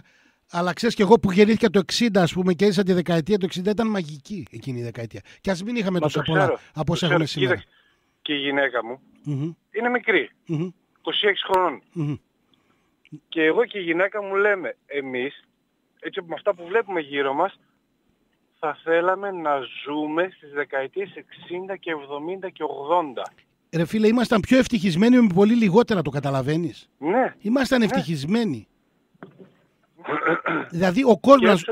Ναι, λέγε, να μην σε διακόψω. Σκέψου ότι τότε, για να κάνεις αυτά που κάνεις τώρα, ήθελες 15 εργαλεία. Τώρα με ένα πράγμα, τι εννοώ, θες να πάρεις ένα τηλέφωνο, πρέπει να πάρεις από το σταθερό. Ναι, τώρα έχεις να βγάλεις μια φωτογραφία, έχεις μια φωτογραφική μηχανή. Αυτό, ναι. Τώρα τα έχουν κάνει έτσι, το οποίο έχεις ένα κινητό και έχει τα πάντα μέσα. Ναι. Τηλεόραση, τα πάντα, ό,τι θες. Ναι. Τα πάντα. Και σε έχουν αποχαυλώσει εκεί πέρα και σου έχουν πάρει το μυαλό και είσαι μόνο εκεί πέρα. Δηλαδή, όπου και αν πας, αυτό το πράγμα συζητάει όλος ο κόσμος, το τι γίνεται με τα κινητά. Πρόσεξε, η τεχνολογία αυτή καθ' αυτή δεν φταίει, να ξέρεις. Η χρήση της είναι αυτή που εκεί δεν να δώσουμε προσοχή. Η χρήση. Εγώ είπα ότι όσο προχωράει η τεχνολογία, προχωράει για καλό, αλλά συνάμα κάνει και μεγάλο κακό. Βέβαια. Γιατί δεν φταίει η ίδια η τεχνολογία. Αυτό... Όχι. Απλά δεν περιορίζει κάποιος τη χρήση της σε κάποιους και γι' αυτό καταστρέφονται όλοι. Δηλαδή τώρα, αντί να περιορίσεις τα παιδιά σου, παράδειγμα, να μην χρησιμοποιούν τόσο πολύ τον υπολογιστή ή διάφορες άλλες ηλεκτρικές συσκευές, ηλεκτρονικές. Αυτό είναι και στο χέρι σου, έτσι. Ναι, σίγουρα, συγγνώμη. Δεν πειράζει, θα πω, συνεχίζω εγώ. Αυτό είναι στο χέρι σας, παιδιά, και για όλους εκεί πέρα έξω. Αυτό είναι στο χέρι σας. Να δείτε και τα παιδιά σας όταν βλέπετε αυτό. Να σας πω και κάτι τώρα, σας το λέω σαν φιλική, έτσι, να το πω συμβουλή. Πάρτε το όπως θέλετε και σαν προτροπή. Μην τα κλειδώνετε τα παιδιά σας, ειδικά τώρα που φτιάχνει ο καιρός. Αφήστε να βγουν και λίγο έξω. Να πάνε να κυλιτσούν και μέσα στα χώματα. Δεν πειράζει, και μέσα στα χόρτα. Ας λερώσουν το παντελόνι. Θα το βάλει μες στο πλυντήριο, η μαμά θα το πλύνει. Δεν πειράζει. Άσε να πέσουν να ματώσουν και λίγο τα γόνατά τους. Δεν πειράζει. Να παίξουν καμιά πράγμα. Φτάνει. Μην είναι τώρα αυτό το πράγμα με τα τάμπλετ και με τα αυτά και εκεί πέρα, κολλημένα εκεί πέρα. Βεβαίως, εννοείται σήμερα η νεολαία είναι. Υπάρχουν άπειροι ορίζοντες, ας πούμε, για να διοχετεύσει και τα μυαλά σήμερα της νεολαίας είναι. Τα βλέπεις τα παιδιά και πολυμήχανα και αυτά.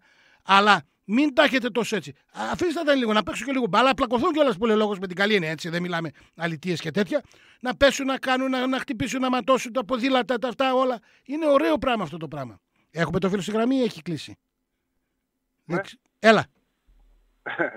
Περίμενα να δω τι. Έλα, σ' ακούω άμα. Όχι. Ναι, σ' άκουγα. Απλά μιλούσα λίγο και με τη γυναίκα μου τώρα. Ναι, όσο θες μιλάς. Ναι, δεν είναι. Ναι, εγώ αυτή τη στιγμή έχω 2 κοριτσάκια. Να τα χαίρεσαι.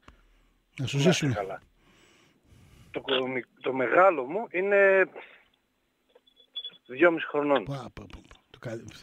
Τρέλα, λοιπόν, από αυτή την ηλικία προσπαθώ να την δώσω να βλέπει ακόμα και τα παιδικά σχετικά παλιά και πιο αθώα παιδικά. Γιατί δυστυχώς τα έχουν καταστρέψει και αυτά. Και μέσα από τα παιδικά, έτσι όπως τα έχουν κάνει, παρακινούν τη βία. Δεν είναι απόλυτο. Εκεί θέλει το φίλτρο το δικό σου να λειτουργήσει και της γυναίκας σου, βέβαια. Και της γυναίκας σου. Ένας φίλος μου έβαζε στο γιο του ένα παιδικό. Να σου το πω κιόλας, το Ben 10. Από αυτά τα μοντέρνα. Ναι, καλά. Το οποίο το παιδικό αυτό έχει το αγοράκι, ένα ρολόι στο χέρι και παίρνει διάφορες μορφές από τέρατα και παλεύει με άλλους. Άστα αυτά.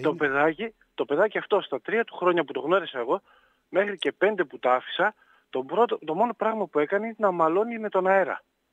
Να κάνει κινήσεις με ότι παλεύει με κάποιον. Δηλαδή, αυτό το παιδάκι, αύριο μεθαύριο, με αυτά που βλέπει, θα κάνει και κάποιο κακό. Όχι μεγάλο, αλλά θα χτυπήσει κάποιον άλλον.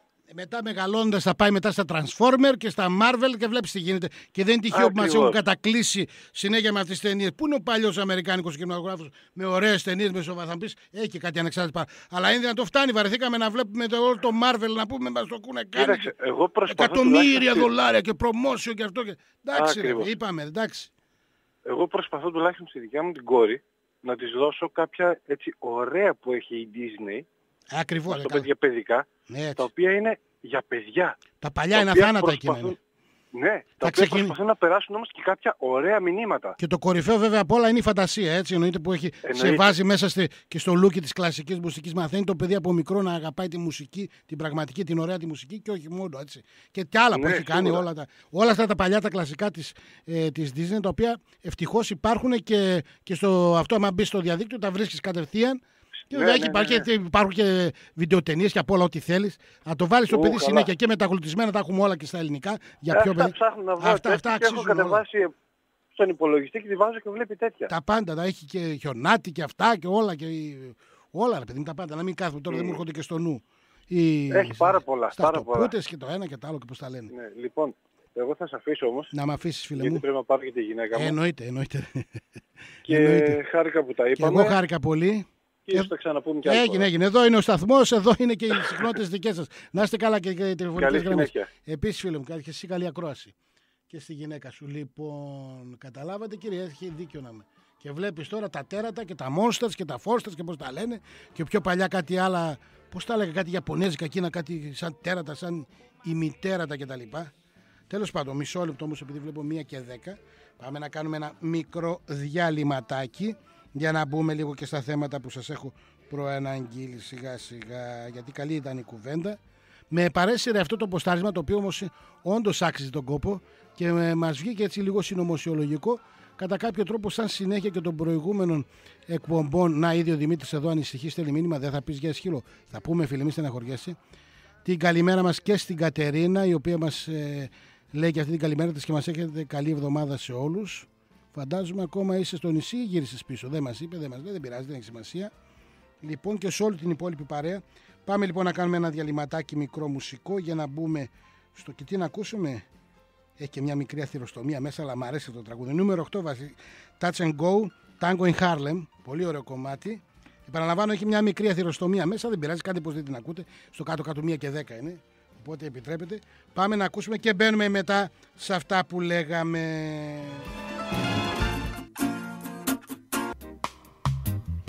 In Harlem λοιπόν. Ωραίο ήταν. Εδώ ανησυχείτε, έτσι. Θα πούμε, ρε Δημήτρη, θα πούμε και για τον Αισχύλο και για όλα.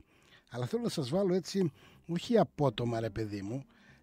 Λοιπόν, ξέρετε, πριν από λίγες εβδομάδες είχαμε προαναγγείλει ένα θέμα, και το οποίο μάλιστα κάτι έγινε τότε στην εκπομπή με τα τηλεφωνήματα και δεν μπορούσα, βγήκατε εκεί, πήγε η εκπομπή και ξεστράτησε αλλού, άνοιξε θέμα πολιτικό και δεν μπορούσαμε να το πούμε και το είχαμε αφήσει κάβα.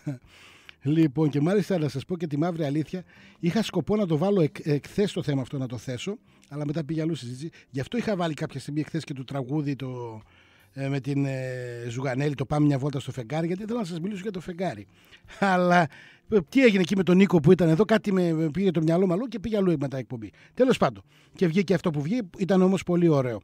Λοιπόν, οπότε θα σας επαναφέρω πάλι σε εκείνο το θέμα το οποίο το είχαμε κρατήσει και είναι και μία, σας το χρωστάω από τότε.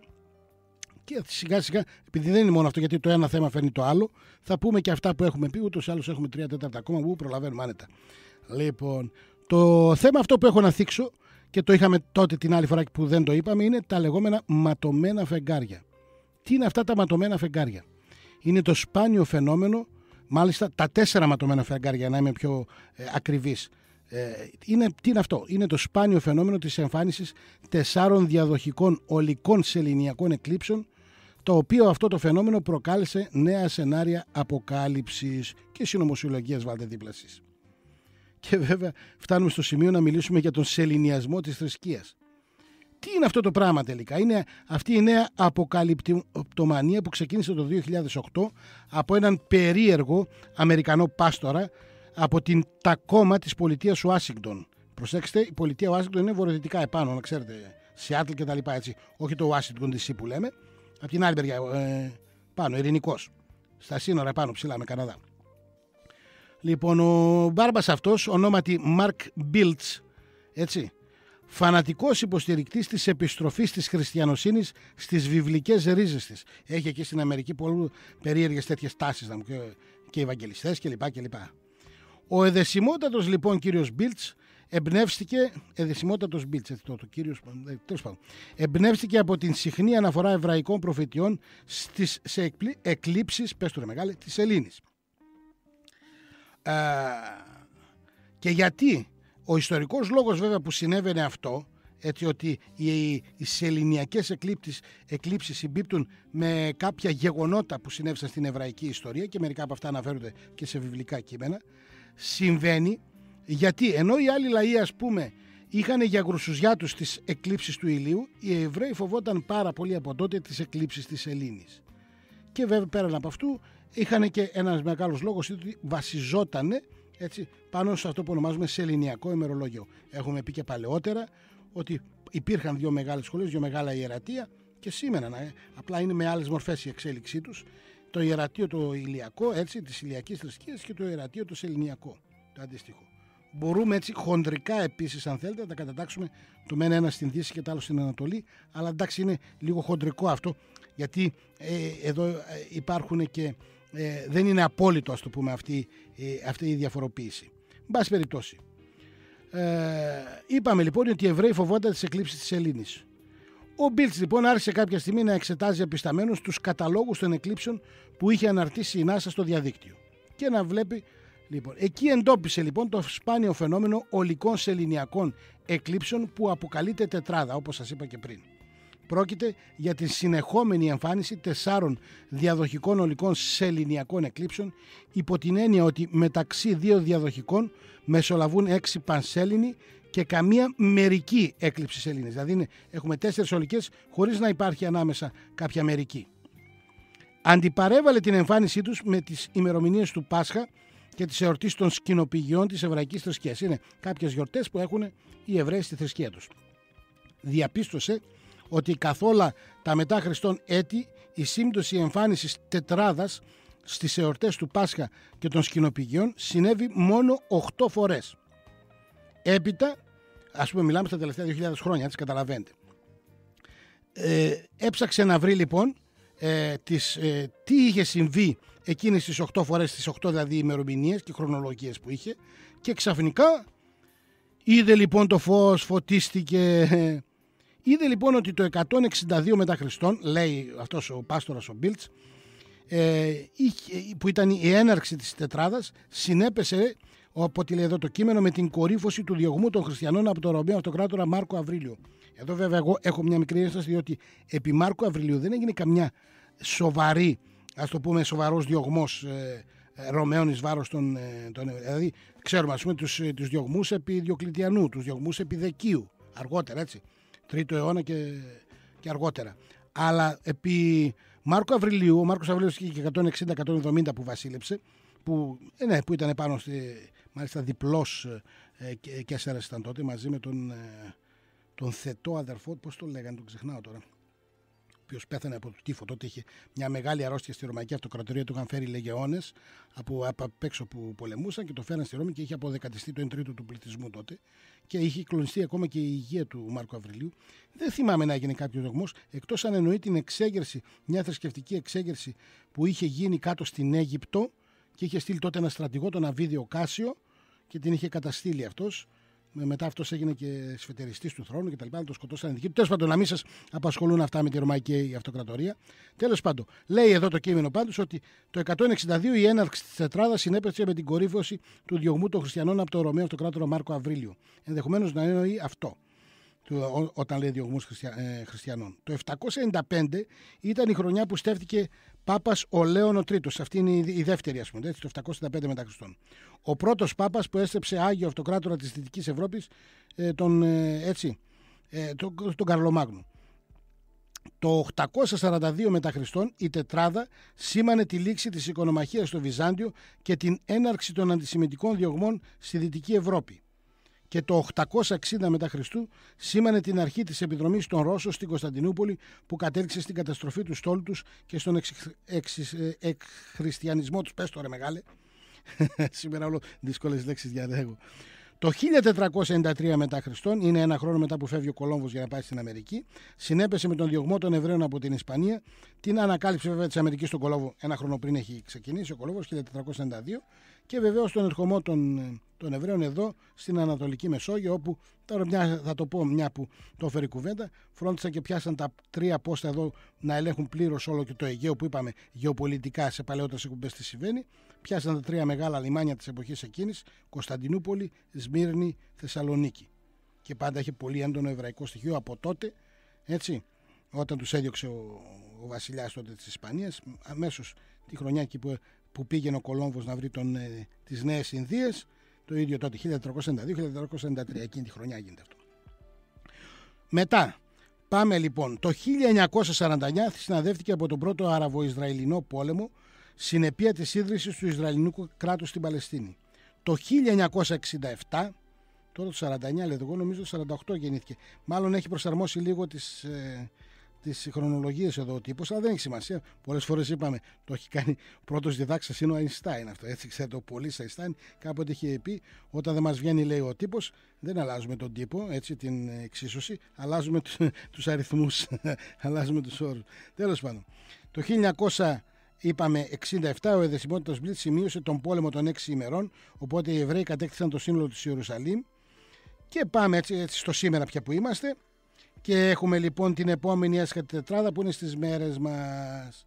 Αυτή άρχισε με την ολική έκλειψη της 15ης Απριλίου του 2014, πέρσι δηλαδή, περίπου τέτοιο καιρό, 15 Απριλίου, και συνεχίστηκε με τις ολικές εκλήψεις της 8ης Οκτωβρίου του 2014, φέτος 4 Απριλίου του 2015, πριν από μερικές μέρες, και θα τελειώσει την 28η Σεπτεμβρίου του 2015. Κλείνει τετράδα.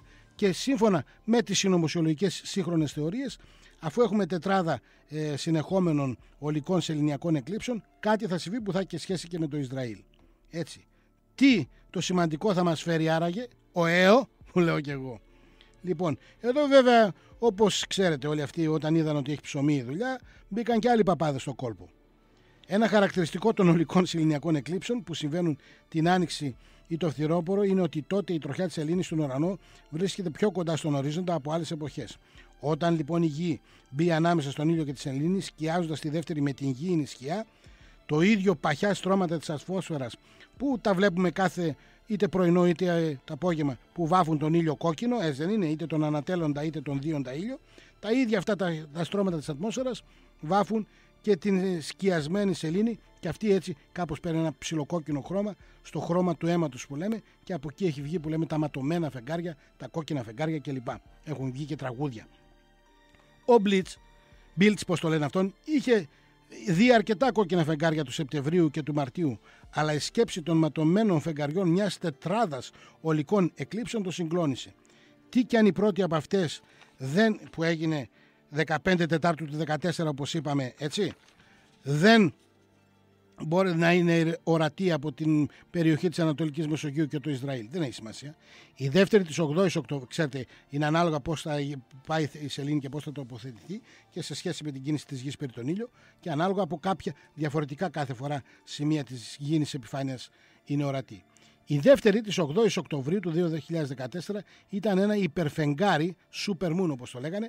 Έχουμε δηλαδή μία πανσέλινο όταν η σελήνη βρίσκεται κοντά στο περίγειο της τροχιά της, που θα φανεί ολόγεμο πάνω από την Ιερουσαλήμ τη νύχτα ακριβώς που οι Εβραίοι βγαίνουν στην έρημο για να γιορτάσουν μια δική τους γιορτή, έτσι, τα σκηνοπήγια όπως είπαμε και προηγουμένως. Παραμένοντας κατά τη διάρκεια αυτής της γιορτής κάτω από σκηνές. Βγαίνουν έσω στο ύπαιθρο, στείνουν σκηνές και έτσι έχουν το έθιμό τους. Και εκεί που όλοι τους θα υψώνουν το βλέμμα στον έναστρο ουρανό, το κόκκινο υπερφεγγάρι όπως θα το δούμε, έτσι, είναι και κοντά στην γη και πιο μεγάλο δείχνει, θα σκοτεινιάσει ξαφνικά, θα ρίξει έτοιμο να στάξει αίμα. Οραματιζόμενος στην εικόνα ο Μπίλτς έφερε στο νου του και την προφητεία του Ιωήλ. Ο ήλιος μεταστραφίσεται εις σκότος και η σελήνη εις αίμα πριν ή ελθύν την ημέραν Κυρίου την μεγάλην και επιφανή. Αυτό το δούμε στις πράξεις των Αποστόλων, το βρίσκουμε Β 14 έως 21, μα διαβάσετε και θα το βρείτε. Χωρίς να χάσει καιρό λοιπόν, ο Πάστορας άρχισε να κηρύσει στο ποίμνιό του ότι η Δευτέρα παρουσία θα επέλθει το αργότερο έως το φθινόπωρο του 2015. Κατά καιρούς βέβαια να θυμίσω ότι πολλοί επιχείρησαν να μας δώσουν την ημερομηνία της Δευτέρας παρουσίας. Βέβαια οι περισσότεροι, να μην πω όλοι, διαψεύστηκαν. Αλλά δεν έχει καμία σημασία αυτό. Είπαμε είναι και μια επιχείρηση αρκετά επικερδής. Το 2013 το μήνυμα του Μπίλτς ανέλαβε να το αναμεταδώσει παγκοσμίως ένας άλλος χαρισματικός ευαγγελικός παπάς. Είπαμε, έχει ψωμί υπόθεση. Λοιπόν, ο Τεξανός αυτή τη φορά Τζον Χέιγκι, με το βιβλίο που έγραψε υπό τον τίτλο 4 ματωμένα φεγγάρια, 4 Blood Moons, το οποίο αναρχήθηκε αμέσως στα 100 πιο ευπόλυτα βιβλία των ΗΠΑ, έτσι, bestsellers, παραμένοντας το νούμερο 9 έως τη στιγμή που γραφόταν αυτό το άρθρο, δηλαδή 4ος μήνας του 14, πέρσι γράφτηκε αυτό. Έπειτα στις 18 Μαρτίου ο αυθεντικός προφήτης τώρα αυτή τη φορά, ο Μάρκ Μπίλτς, ο πρώτος δηλαδή, ξαναχτύπησε με ένα δικό του βιβλίο ματωμένα φεγγάρια, και αυτός έβγαλε αυτό το Blood Moon. Άμα χτυπήσετε θα σας τα βγάλουν στο διαδίκτυο, υπάρχουν αυτά να δείτε. Και στις 21 Μαρτίου μας προέψε και ένα τρίτο βιντάνι, ένας τρίτος παπάς, ονόματι Μάρκ Χίτσκοκ, ωραίο όνομα, εξέδωσε το ανάλογο «Η Ανατολή των ματωμένων φεγγαριών», Blood Moons Rising, έτσι, αυτό είναι. Βρήκανε εκεί πέρα ότι έχει δουλειά, να έχει ψωμάκι εδώ υπόθεση, πλακωθήκαν όλοι να γράφουν βιβλία με ματωμένα φεγγάρια. Μπήκε και αυτό στο κόλπο, μπας και ξέφυγε κάτι από τους δυο προηγούμενους. Είδανε ρε παιδί μου ότι τσιμπάει το πράγμα και ορμήξανε, καλά κάνε, τι έκαναν. Όμως για να ξεκαθαρίσουμε την ήρα από το σιτάρι. Η αλήθεια είναι ότι η επιστήμη έχει μπλεχτεί πολλές φορές στα πόδια των θρησκειών και τους έχει προξενήσει ουκολίγες τρικλοπόδιες, έτσι. Οπότε μια αντίστροφη ενασχόληση των θρησκειών με την επιστήμη θα ήταν ως τώρα καλοδεχούμενη. Έχει όμως η προσέγγιση αυτών των τριών ιερέων σχέση με την επιστήμη? Για να δούμε. Αν και μια επιστημονικά ορθή απάντηση θα μπορούσε να δοθεί μόνο με την ενδελεχή κρίση όλου του περιεχομένου των προφητικών βιβλίων τους. Ένας σύντομος δρόμος είναι να σκεφτούμε το τι συνιστά το φαινόμενο της τετράδας αφεαυτού. Πρόκειται για μια περιοδική σύμπτωση τροχιών αστρονομικών σωμάτων. Έτσι, έχουμε 3 σώματα, ήλιος, γη, σελήνη, που ακολουθεί βεβαίως απαρέγκλητα τους νόμους της φυσικής και τους νόμους κινήσεως των ουρανίων σωμάτων, που στην νεότερη εποχή, επαναλαμβάνω, στην νεότερη εποχή, θέσπισε ποιος? Για να σας δω, αντικουιζάκι το αφήνω, να δούμε ποιος έχει βάλει. Να δούμε, θα μου το στείλει κανένας. Θα το πούμε μετά, θα το πάρει το ποτάμι. Λοιπόν, το ότι αυτή η περιοδικά συμβαίνουσα τετράδα τυχαίνει να συμπίπτει κάποιες φορές με 2 σημαντικές εβραϊκές γιορτές, έχει πολύ πιο άμεση εξήγηση από εκείνη της θεϊκής παρέμβασης. Το εβραϊκό ημερολόγιο, είπαμε ένα σεληνιακό ημερολόγιο, το οποίο ως γνωστόν ακολουθεί τον κύκλο του Σάρου. Σάρος είναι μια χρονική διάρκεια, ας πούμε, στην αστρονομία, μια χρονική περίοδος, η οποία εσούται με 223 συνοδικούς μήνες ακριβώς, δηλαδή 6.585,3 μέρες ή 18 έτη και 11 μέρες περίπου. Εκεί, αυτή η περίοδος χρησιμοποιεί από την αρχαιότητα ακόμα για την πρόληψη των εκλήψεων του ηλίου και της σελήνης. Έτσι. Ένας άρρος μετά από μια έκλειψη, ο ήλιος, η γη και η σελήνη επανέρχονται σχεδόν στις ίδιες σχετικές θέσεις και μια σχεδόν ταυτόσιμη έκλειψη πρόκειται να συμβεί. Είναι ο λεγόμενος κύκλος του Σάρου και ένα από τις πιο γνωστές, ας πούμε, ένα από τα πιο γνωστά μάλλον μηχανήματα που μπορούσε να υπολογίσει με ακρίβεια αυτό το πράγμα είναι ο γνωστός μηχανισμός των αντικυθύρων. Λοιπόν, είπαμε λοιπόν για τον κύκλο του Σάρου, ο οποίο έτσι με τις αναγκαίες βέβαια προσταφαιρέσεις ημερών κατ' έτος. Βλέπουμε λοιπόν ότι το εβραϊκό ημερολόγιο ακολουθούσε αυτό το πράγμα. Επομένως, όταν οι θρησκευτικές εορτές είναι σταθμισμένες ανάλογα με τις φάσεις της σελήνης, αφού είναι λογικό, αφού έχουν σεληνιακό ημερολόγιο, αυτό και το Πάσχα το δικό μας είναι κινητή εορτή και το βλέπετε άλλες φορές πηγαίνει πιο μπροστά, άλλες φορές πιο πίσω κτλ. Γιατί ακολουθεί τη σελήνη. Είναι αναπόφευκτο λοιπόν κάποιες τετράδες ολικών εκλήψεων να συμπέσουν με κάποιες από αυτές τις γιορτές. Το ότι αυτές οι συμπτώσεις περιβλήθηκαν τα προηγούμενα 2.000 χρόνια με σημαντικά ιστορικά γεγονότα, μόνο απρόσμενο δεν είναι μέσα στα τόσα σημαντικά που συμβαίνουν κάθε χρόνο σε κάθε περιοχή του πλανήτη. Απλά τι κάνει αυτό? Αυτός επέλεξε, έβγαλε πρώτα την ημερομηνία και επέλεξε, σου λέει κάτι σημαντικό θα γίνει εδώ. Είπαμε μερικές φορές, όπως σας διάβαζα και προηγουμένως, λίγο και ψιλοάλλαξε τις ημερομηνίες για να του πέσουν ακριβώς τα νούμερα έτσι όπως τα ήθελε. Οπότε προσάρμοσε αυτό στη θεωρία του πάνω στους αριθμούς και όχι οι αριθμοί να προσαρμόσουν έτσι. Λοιπόν, μάλλον ανάποδα το είπα. Προσάρμοσε αυτό στους αριθμούς πάνω στη θεωρία που είχε βγάλει, αντί να προσαρμοστεί η θεωρία του στους αριθμούς. Λοιπόν, η NASA βέβαια κρατάει επιφυλάξεις απέναντι στους ισχυρισμούς του Πάστορα Χαγκή, όπως και ο καθηγητής θεολογίας στο Πανεπιστήμιο του Αμπερντίν, Γκάρι Σόγκεν, ο οποίος δήλωσε: όποιος ασχολείται με προβλέψεις σχετικά με το τέλος του κόσμου δεν θα μείνει ποτέ χωρίς πελατεία και λεφτά. Και έχει και δίκιο βέβαια το παλικάρι. Λοιπόν, κατά τα λοιπά, έτσι, οι αναγυγνώσκοντες στα σγραφά στις Άγιες τούτες μέρες μπορούν να ηρεμήσουν, αναλογιζόμενοι ότι ως τον Οκτώβριο του 2015, που θα γίνει και η τέταρτη ολική έκλειψη σελήνης, το τέταρτο ματωμένο φεγγάρι, μάλλον δεν προλαβαίνουν να συμβούν τα προαπαιτούμενα της Αποκάλυψης, αυτά που μας λέει η Αποκάλυψη μέσα, όπως παραδείγματος χάρη ότι η Αγία Πόλη θα μείνει σκλαβωμένη για 3,5 χρόνια πρώτα. Οπότε θα δούμε όμως τώρα κάποια γεγονότα, ενδεχομένως όμως να γίνουν μέχρι τότε, μέχρι τον Οκτώβρη που συμπληρώνει την τετράδα. Αυτό ήταν λοιπόν το άρθρο που σας το χρωστούσα από τότε, που ήταν να το πούμε για τα ματωμένα φεγγάρια και δεν το είπαμε. Και γιατί, μισό λεπτάκι, και γιατί μπήκαμε σε αυτό τον κόπο, γιατί ήθελα να σας βάλω όμως στην σεληνολογία. Και εδώ μπαίνει και ο Εσχύλος. Πάμε όμως να ακούσουμε λίγο μια γραμμή που έχουμε στον αέρα, μην περιμένει, και επανερχόμαστε. Ναι, καλημέρα. Έλα, καλημέρα. Είμαι ο Θοδωρής που είχα πάρει πιο πριν. Έλα, Θοδωρή.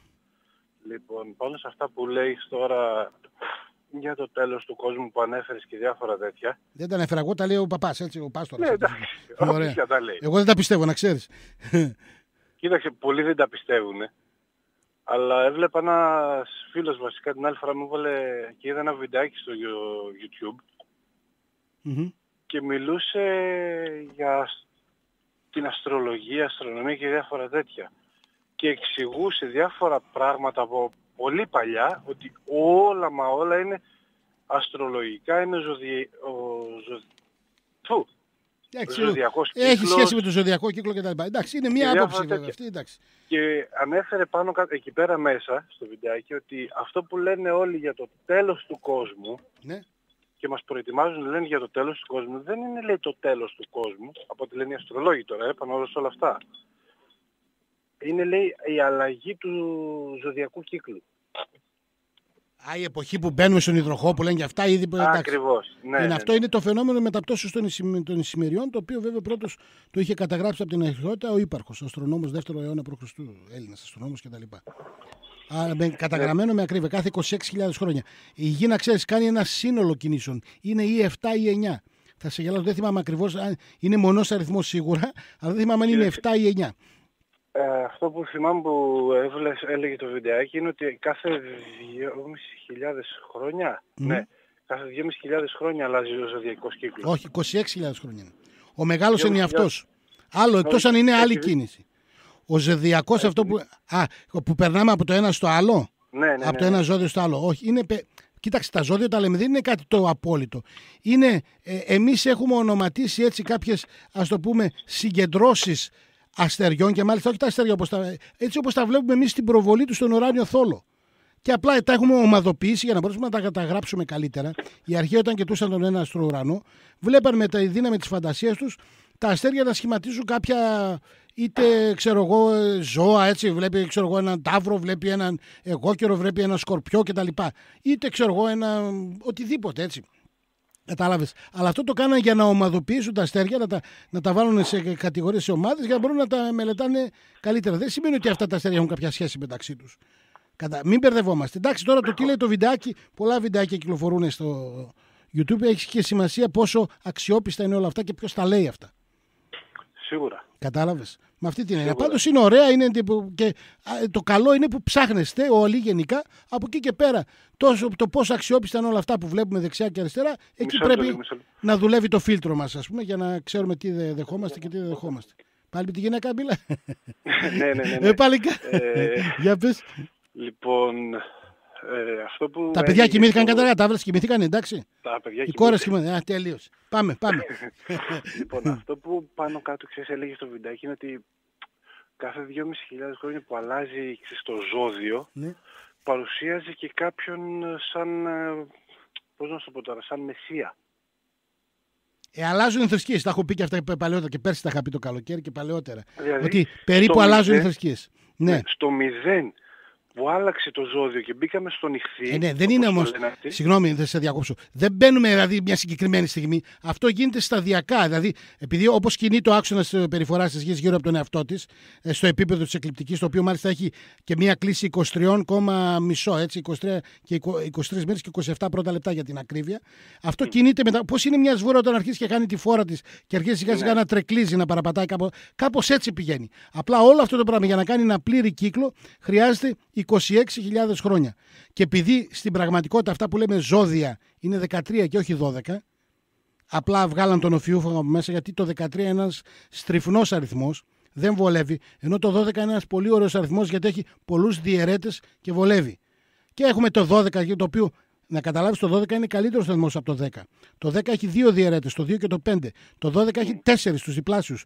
Το 2, το 3, το 4 και το 6. Και βοηθάει αυτό σε υπολογισμούς. Φάγαν λοιπόν το 13ο τον Οφιούχο και τα κάναν 12 τα ζώδια για να στρογγυλοποιούνται, να τα κόβουμε πιο εύκολα. Κατάλαβες, να τα μοιράζουμε σε 4 τριάδες ή σε 3 τετράδες, αναλόγως όπως θέλει ο καθένας. Από εκεί και πέρα, άμα τα βάλεις 13 που είναι επί της ουσίας, κάθε 2.000 χρόνια περίπου μέσο όρο είναι 13 επί 2, 26. Να τα, 26.000 χρόνια που σου λέω, για να βγει ο πλήρης κύκλος, ο μέγας ενιαυτός που λέμε, του φαινομένου μεταπτώσεως. Γι' αυτό μάλλον το έχουν κάνει και 2.500 χρόνια. Ναι, γιατί δεν τους έβγαινε στα 26, δεν έβγαινε η διαίρεση. Κατάλαβα, φάγαν το ένα το αυτό, οπότε έπρεπε να πάρει λίγο παραπάνω. Αλλά είναι, όταν λέμε, δεν μπαίνεις απότομα από τη μια μέρα στην άλλη, λες το 0 ή το 1, γιατί δεν υπάρχει έτος 0. Το 1, ας πούμε, που θεωρούμε ως αρχή της νέας χρονολόγησης κτλ. Που και αυτό έγινε τον 5ο-6ο αιώνα, έτσι, αργότερα, πολύ αργότερα. Αυτό οφείλεται σε έναν σκήθη μοναχό. Διονύσιος, όχι, Διονύσιος λέγω. Διονύσιος ο μικρός, μου φαίνεται, δεν είμαι 100% σίγουρος. Βάση περιπτώσει, γιατί ακόμα και στο Βυζάντιο να δεις, μέχρι και στο τέλος, άμα διαβάσεις την ιστορία του Δούκα, τις ημέρες που πέφτει η πόλη δηλαδή, ακόμα χρησιμοποιούσε το αποκτήσεως κόσμου. Και έλεγε δηλαδή, το οποίο το είχαν βάλει τότε στην δεύτερη ή στην τρίτη Οικουμενική Σύνοδο, είχε πάρθει απόφαση ότι η κτήση του κόσμου είναι το 5.508 π.Χ. Και από εκεί χρονολογούσαν. Οι Εβραίοι έχουν το δικό τους, από το 3.761 μου φαίνεται π.Χ. ή 671, κάτι τέτοιο. Οι Άραβες έχουν το δικό τους, κατάλαβες, έχουν την Αιγύρα, από την εποχή που ο Μωάμεθ σηκώθηκε λέει, και πήγε, ξέρω εγώ, από τη Μέκα στη Μεδίνα. Οι Κινέζοι έχουν τα δικά τους. Μην κοιτάς, όλα αυτά είναι, κάθε άνθρωπος έχει βάλει αυθαίρετα κάποιες αυτές. Αλλά εντάξει, τελευταία αυτό που λειτουργεί το ημερολόγιο που χρησιμοποιούμε όλοι, λέμε αυτό από το μετά Χριστόν, από το 1, έτσι, που βάζουμε ως έτος γεννήσεως του Χριστού, και έχουμε σήμερα 2015 και πρέπει να έχουμε ένα για να μπορούμε να βρίσκουμε ένα μπούσουλα. Γιατί άμα εγώ χρησιμοποιώ την παλιά την αυτή, στην Ελλάδα την αρχαία χρονολογούσαν με τις Ολυμπιάδες, καταλαβαίνεις. Άλλο. Χανόμαστε, δεν γίνεται. Πρέπει να βρούμε ένα συγκεκριμένο. Έχουμε δεχτεί αυτό και τελείωσε. Λέμε είναι αυτό και έληξε. Κατάλαβες. Αλλά είναι χοντρικά αυτά. Μη σε επηρεάζουν και μην νομίζεις. Όχι, δεν με επηρεάζουν. Και λέει ότι το ένα, ξέρω εγώ, έγινε η αλλαγή του. Μπήκαμε στην εποχή των Ιχθύων. Θέλω να σου πω ότι μέχρι το 0 παράδειγμα ξεκινούσε και καλά το επόμενο ζώδιο. Ναι, μπήκαμε στην εποχή των Ιχθύων τότε. Ζώδιο, ακριβώς. Που έφερε και την κυριαρχούσα, ας το πούμε, θρησκεία στον τότε γνωστό κόσμο, τον χριστιανισμό. Ακριβώς, γι' αυτό το συνδέουν έτσι. Δηλαδή και πριν από τον Ιχθύο προηγούμενος που ζωδιακό ζώδιο που ήταν, είχε άλλονα. Δεν είναι άλλον, είχε τις λεγόμενες παγανιστικές, τις εθνικές, ας το πούμε, θρησκείες. Πιο παλιά ήταν το ζώδιο του Ταύρου, ξέρω εγώ. Ίσως δεν ξέρω, ίσως και γι' αυτό βλέπεις και σε πιο αρχαίες κοινωνίες πριν από το 2000 π.Χ., ας πούμε όπως ήταν και στη Μινωική Κρήτη και αυτά, γι' αυτό βλέπεις και τον Ταύρο παντού, τα κέρατα, και όχι μόνο, και στη Μεσοποταμία κάτω θα δεις κτλ. Τώρα μπαίνουμε, ας πούμε, στην εποχή του υδροχώου, που λέει και το τραγούδι σχορεμένος ο Νικόλας ο Παπάζογλου. Μπαίνουμε στον υδροχώο έτσι και αλλάζουν όλα όπως το λέει. Αλλά εντάξει, αυτά δεν γίνονται από τη μια μέρα στην άλλη, αυτά γίνονται διαδοχικά έτσι.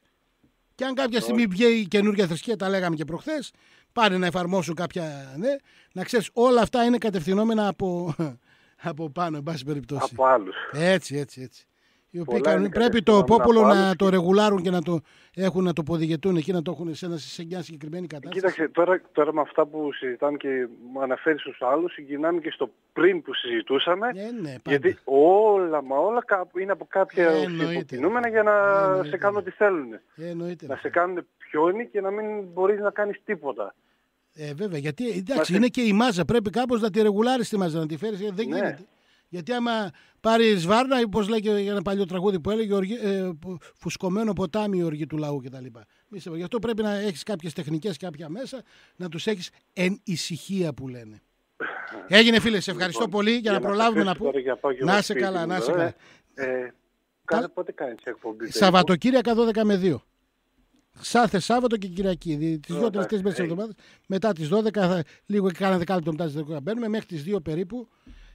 Να είσαι εδώ στο Λίμπερο 107,4 και για όλους νυχτερινές αναζητήσεις. Τα έχουμε. Να είσαι καλά, φίλε, σε ευχαριστώ. Έγινε. Να είσαι καλά. Καλό βράδυ, καλή συνέχεια. Επίσης και εσένα καλό σου βράδυ και καλό ξημέρωμα. Δεν θα προλάβω πάλι. Είδες τα έτσι την πατάω, ενώ είπα θα προλάβω. Δεν πειράζει. Και αυτό το θέμα το συνεχίσουμε και το άλλο τέτοιο. Λοιπόν, μπαίνουμε κάποια στιγμή να δούμε σιγά σιγά τα μυστηριώδη περί σελήνης. Επειδή θέλω να σας το πάω από την αρχή το έργο, να μην σας μπορώ να σας πετάξω κατευθείαν, γιατί δεν έχει και νόημα. Δεν θα καταλάβετε τι θέλω να σου πω. Λέγαμε λοιπόν προχθές και σας έλεγα για τον Αισχύλο ότι κάποια στιγμή ο Αισχύλος είχε βρεθεί σε πολύ δύσκολη θέση. Γιατί κατηγορήθηκε, μάλιστα τον κυνηγήσαν για να τον σκοτώσουν, επειδή κατηγορήθηκε από την αρχαιότητα ότι έβγαλε στη φόρα, φανέρωσε μυστικά άρρητα που λεγόταν στα μυστήρια τα Ελευσίνα, και επειδή και ο ίδιος ήταν από ιερατική γενιά, Ευμολπίδης ήταν, είναι ο Εύμολπος που κατεβαίνει από τη Θράκη από πάνω. Εύμολπος το όνομα σημαίνει από το Ευ και μολπή σημαίνει τραγούδι. Έτσι. Εύμολπος είναι ο καλός τραγουδιστής. Μεταφορική η έννοια. Είναι δηλαδή αυτός που έχει καλή φωνή, που τα λέει καλά, τα λέει ωραία, τα τραγουδάει ωραία. Γιατί τότε βέβαια οι τραγουδιστά τα λέγανε. Τι τένιν την φωνή, λέει σε κάποιο σημείο ένα αρχαίο κείμενο. Δηλαδή τη βγάζουν τη φωνή και αυτά τα που ακούτε και σήμερα ακόμα και σαν αμανές που λέμε. Δεν είναι από την αρχαιότητα είναι αυτά. Μη μασάτε, με έλεγε ένας φίλος παλιά. Άρε Τούρκοι καλά είναι αυτά. Οι Τούρκοι από εμάς τα πήραν, φίλε. Σιγά να μην ξέραν τα Μογγόλια, να μην ξέραν από μουσική. Απλά είναι όλα αυτά που ανακαλύφθηκαν και εδώ στην λεγόμενη Θράκη, κατά την αρχαιότητα, μιλάμε όλο το μεγάλο το κομμάτι αυτό από τη Μακεδονία και πάνω λεγόταν Θράκη, και δίπλα μέχρι Μικρά Ασία κτλ. Που είναι ο ανατολικός τύπος της μουσικής, έτσι, που έχουμε και όλα αυτά τους Σαμανέδες, τα Μακρόσυρτα και αυτά. Όλοι αυτοί λοιπόν ήταν οι καλοί τραγουδιστές που ξέρανε εντός εισαγωγικών να τραγουδάνε, να ψέλνουν δηλαδή καλά, το λέω έτσι, να τα λένε ωραία.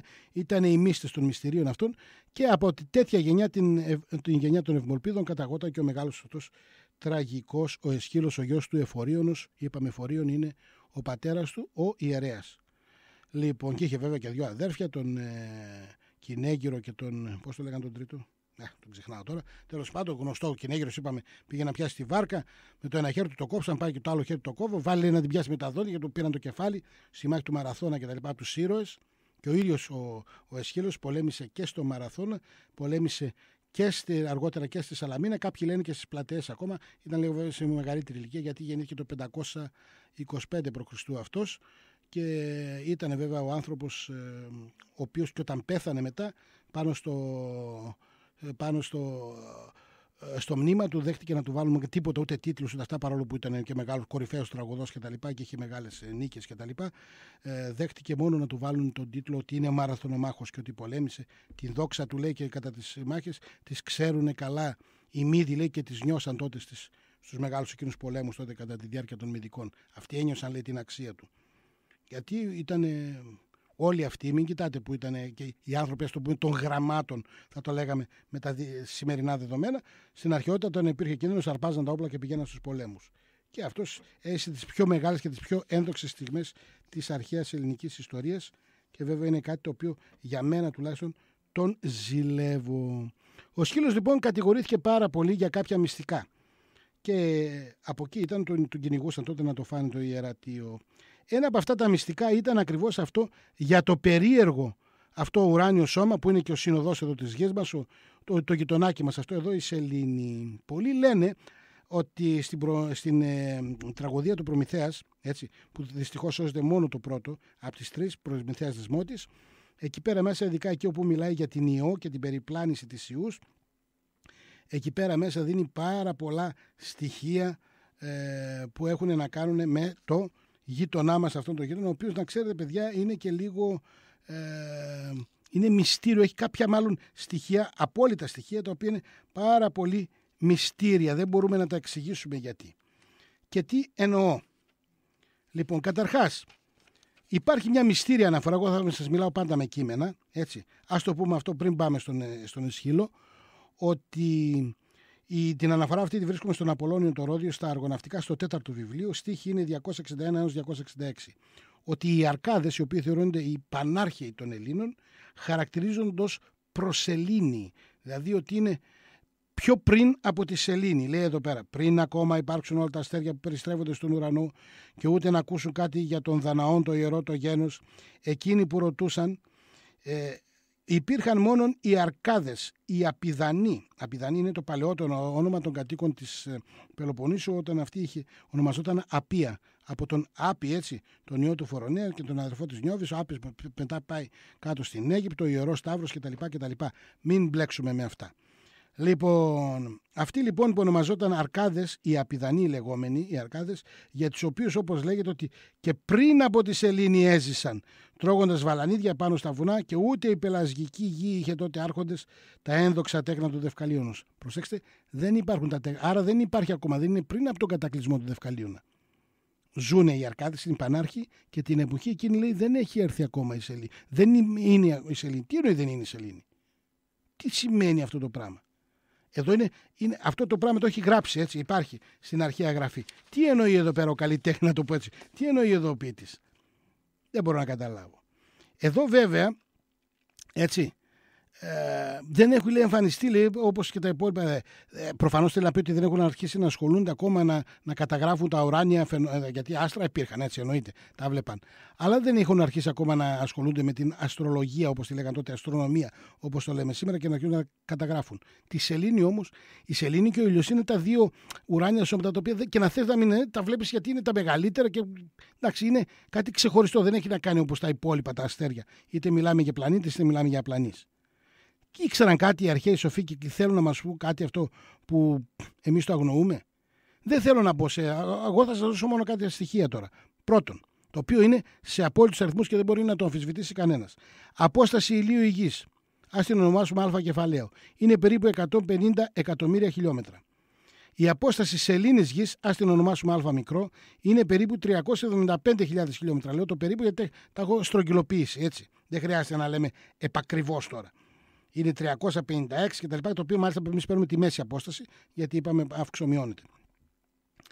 Λοιπόν, η διάμετρος του ηλίου είναι 1.392.000 χιλιόμετρα. Ας το ονομάσουμε δέλτα κεφαλαίο. Και η διάμετρος της σελήνης, δέλτα μικρό, είναι 3.476 χιλιόμετρα. Από όλα αυτά τους αριθμούς που σας έχω δώσει, εάν βγάλετε, θα δείτε ότι α κεφαλαίο προς α μικρό ίσον δέλτα κεφαλαίο προς δέλτα μικρόν, το οποίο είναι περίπου σχεδόν 400, έτσι το στρογγυλοποιώ. Με άλλα λόγια, τι εννοώ με αυτό το 400? Ότι ο ηλιακός δίσκος είναι 400 φορές μεγαλύτερος από εκείνον της σελήνης. Αλλά η τελευταία, η σελήνη δηλαδή, είναι 400 φορές πιο κοντά σε εμάς από ότι ο ήλιος. Αυτές οι δύο οι αναλογίες κάνουν τους δύο δίσκους του ηλίου αφενός και της σελήνης αφετέρου, όταν κοιτάζουμε εμείς από την επιφάνεια της γης, να είναι σχεδόν, δηλαδή λέμε περιολάχιστη αυτή διαφορά, ίση. Γι' αυτό όταν μπαίνει ο ένας ανάμεσα στον άλλον, έχουμε το φαινόμενο της ολικής εκλήψεως που καλύπτει πλήρως η σελήνη τον ήλιο και φαίνεται μόνο μετά το ηλιακό το στέμμα. Ενώ αυτό είναι ένα μοναδικό φαινόμενο το οποίο υπάρχει σε όλο το ηλιακό μας σύστημα. Και ρωτάει κάποιος, έτσι, αυτή η απόσταση έγινε κατά τύχη, δηλαδή είναι τόσο, για να ξέρετε, με βάση τον νόμο των πιθανότητων, για να συμβεί αυτό το πράγμα, είναι πάρα πολύ δύσκολο να έγινε τυχαία. Τυχαίο δεν νομίζω που λένε. Γιατί δεν είναι μόνο αυτό. Έχει και άλλα. Να πούμε ότι άντε ρε παιδί μου έγινε τυχαία. Τώρα με ποιον τρόπο σχηματίστηκε η σελήνη? Υπάρχει η θεωρία ότι έφυγε ένα κομμάτι από τη γη, αποσπάστηκε και έγινε σελήνη. Υπάρχει ένα κομμάτι ότι είναι ένα ουράνιο σώμα το οποίο περνούσε τυχαία από τη γειτονιά μας. Κάποια στιγμή εγκλωβίστηκε από την μαγνητική έρξη του πλανήτη μας και το συλλαβαίνει. Υπάρχουν κάποιες θεωρίες, ακόμα δεν είναι 100% σίγουροι οι επιστήμονες. Μπορεί να σου πούνε κάποιοι να εκφράσουν μια βεβαιότητα, αλλά δεν είναι τόσο σίγουροι. Το θέμα είναι ότι ήρθε ρε παιδί μου και έκατσε εκεί πέρα η σελήνη σε αυτή την πολύ συγκεκριμένη απόσταση, ούτως ώστε να μας δίνει αυτό το μοναδικό φαινόμενο σε όλο το ηλιακό μας σύστημα, να έχουμε αυτό που λέμε την έκλειψη, το οποίο δεν υπάρχει. Θα έλεγε κανείς ότι ένα γιγάντιο συμπαντικό χέρι πήρε τον όμορφο δορυφόρο και το τοποθέτησε με ακρίβεια στη συγκεκριμένη θέση, αυτή που μας δίνει το μοναδικό φαινόμενο, όπως σας είπα, των εκλήψεων, και το οποίο ίσως να θέλει να μας δείξει κάτι. Το θέμα όμως είναι ότι οι συμπτώσεις, τυχαίο δεν νομίζω, όπως σας είπα προηγουμένως, δεν σταματάνε εδώ. Πέραν του γεγονότος λοιπόν ότι η διάμετρος μετρήθηκε στο 3.475,6 χιλιόμετρα και είναι το 1/4 της αντίστοιχης γήινης, πράγμα που καθιστά τη σελήνη το μεγαλύτερο δορυφόρο σε όλο το ηλιακό σύστημα σε σχέση με τον πλανήτη στον οποίο είναι δορυφόρο. Δηλαδή, όλοι οι δορυφόροι των άλλων πλανητών είναι πολύ μικρότεροι σε σχέση με που είναι ο δικός μας σε σχέση προς τη Γη. Δηλαδή, θα δείτε, ας πούμε, έχουν τους τεράστιους πλανήτες τον Δία, τον Κρόνο και έχουν κάτι δορυφόρους, κάτι κουτσουλιές, ας πούμε, κατάλαβες. Ενώ αυτός είναι πάρα πολύ μεγάλος. Είναι περίπου το 1/4 της Γης η σελήνη. Πολύ μεγάλος για να είναι δορυφόρος μας. Anyway, πέρα από αυτό, δεν είναι όμως αυτό μόνο το περίεργο. Είναι ότι η σελήνη περιστρέφεται γύρω από τον άξονά της σε 29,5 μέρες. Χρόνος που είναι ο ίδιος ακριβώς με εκείνο που απαιτείται για μια περιστροφή γύρω από τη Γη μας. Τι είναι αυτό? Τι σημαίνει? Ότι πάντα η σελήνη έχει το ίδιο πρόσωπο στραμμένο προς τη Γη. Αυτό που ονομάζουμε τη φωτεινή πλευρά της. Έτσι.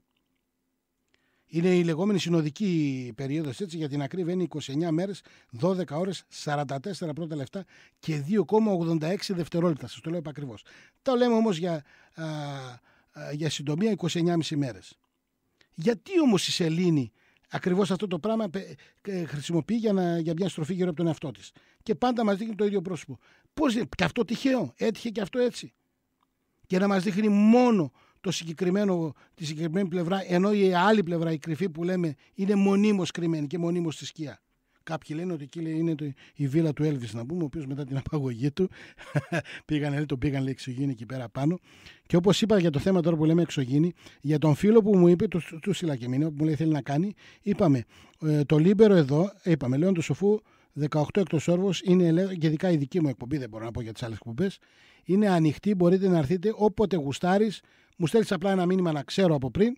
Και εσύ κανονίζεις, οπότε θες να έρθεις φίλε, να κάνουμε μια εκπομπή όπως λες όλο αυτό το τρίκ με τα UFO, το οποίο αν θες την άποψή μου ξεκινάει με το που λύγει ο δεύτερος παγκόσμιος πόλεμος, 1947. Από τότε ξεκινάει οι αναφορές. Έτσι. Τώρα αν πάμε σε άλλο στην αρχαιότητα κτλ. Δεν μιλάνε όμως εκεί πέρα για UFO και τέτοια, εκεί μιλάνε για τετράσκελα πουλιά κλπ. Αυτά όμως θα τα πούμε μάλλον την επόμενη εβδομάδα, γιατί δεν υπάρχει περίπτωση να προλάβουμε σήμερα. Ήθελα απλά να σας βάλω στο κόλπο να σας πω πώς αρχίζει ο Εσχύλος και μπαίνει σιγά σιγά σε αυτό το θέμα, ο μέγιστος των τραγικών, έτσι, ο οποίος εμπνεόμενος από το μύθο της Ιούς, είπαμε, ξέρετε, Ιώ που ήταν η Αγελάδα που την κυνηγούσε μια σφίγγα συνέχεια και μπήκε, κολύμπησε, λέει, πήγε από το Ιόνιο, μετά πέρασε από πάνω, δείχνει όλη την περιγραφή που κάνει, πέρασε από το Βόσφορο από εκεί, γι' αυτό και ονομάστηκε και έτσι, και κατέληξε κάτω στην Αίγυπτο κλπ. Για να μην πιάνουμε όλο τον μύθο, γιατί δεν είναι αυτό το αντικείμενό μας. Ήθελε μήπως με την αναφορά του αυτή ο Εσχύλος να πει για την περιπλάνηση της Σελήνης. Και αν ναι, από πού ήρθε η Σελήνη πριν από την περιπλάνησή της, πώς ήρθε και έφτασε στο σημείο του συγκεκριμένου εκεί πέρα που έφτασε και τη φτάνει και τη βλέπουμε σήμερα στην απόσταση που τη βλέπουμε κτλ. Θα δούμε σε κάποιο σημείο, μας το διασώζει το απόσπασμα αυτό ο Αθήνος στους διπνοσοφιστές, 8.347 για όποιον ενδιαφέρεται, δίνω και την παραπομπή. Λέει ο Εσχύλος, ανατίθεμαι στον χρόνο τας τραγωδίας μου.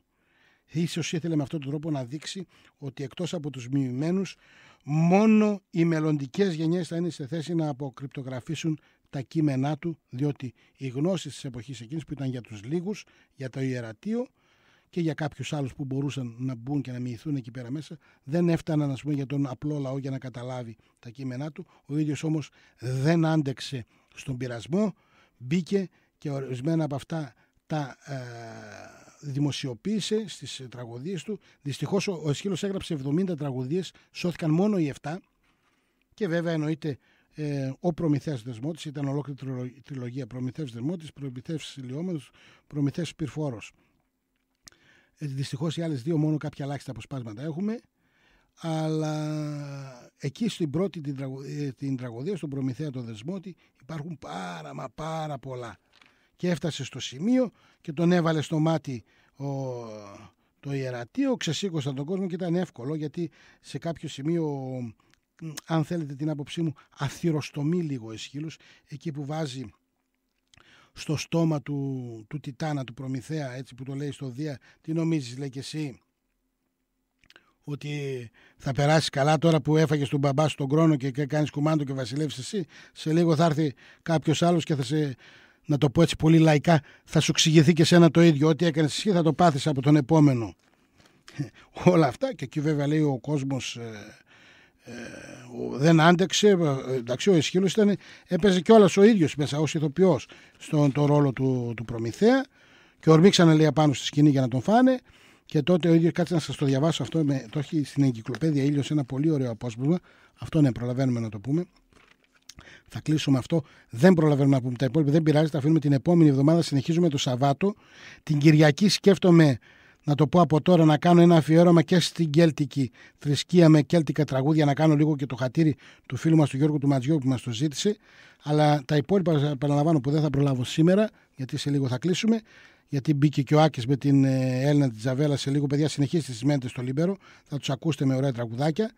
Λοιπόν, θα σας το διαβάσω όμως αυτό, προλαβαίνουμε, είναι λίγο. Λέει: η αρχαιότης φαίνεται ότι παραδέχεται γενικώς ότι ο Εσχύλος δεν εγκατέλειπε την πατρίδα του χωρίς σοβαρούς και οδυνηρούς λόγους. Κατάλληλος προσευλήθη από την εύνοια με την οποία η δημοσία γνώμη περιέβαλε τον νεαρό του αντίπαλο του Σοφοκλή. Κατάλληλος αυτοεξορίστηκε διότι τον ευάρυνε η κατηγορία ότι είχε αποκαλύψει μυστήρια. Η τιτανική ιδιοσυγκρασία του ποιητού τον όδησε πράγματι να ημιαποκαλύψει στον Προμηθέα ένα από τα μεγαλύτερα μυστικά των Ελευσινίων.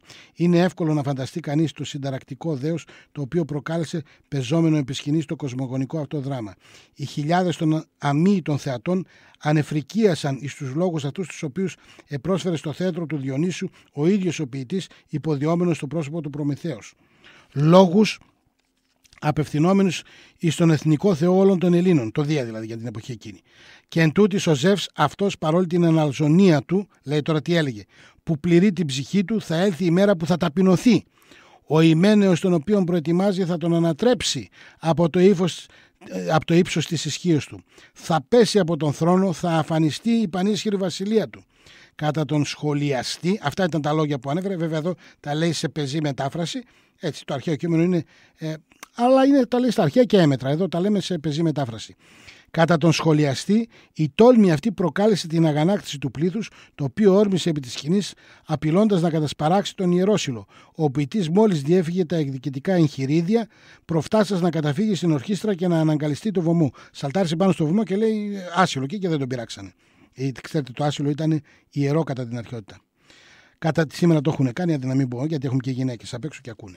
Κατά την ίδια εκδοχή, χωρίς την επέμβαση των Ευμολπιδών, ο Άριος Πάγος θα τον είχε καταδικάσει να πιει το κόνιο και θα επαναλαμβανόταν έτσι το ανουσιούργημα που θανάτωσε και τον Σοκράτη. Μας τα λέει αυτά, θα μπορούμε να τα διαβάσουμε στην τη μεγάλη εγκυκλοπαίδεια του Ήλιος, έτσι, του Ιωάννη Πασά, του μεγάλου αυτού νεότερου μύστη, την οποία όσοι μπορείτε να την βρείτε και δεν πάρει, βέβαια δεν κυκλοφορεί στο εμπόριο, αλλά υπάρχει κάτι παλιά τέτοια, όσοι μπορείτε να την βρείτε, είναι είναι καλός λόγος να την έχετε στη βιβλιοθήκη σας για όσοι ενδιαφέρονται και όσοι θέλουν να δώσουν κάτι καλό στα παιδιά τους.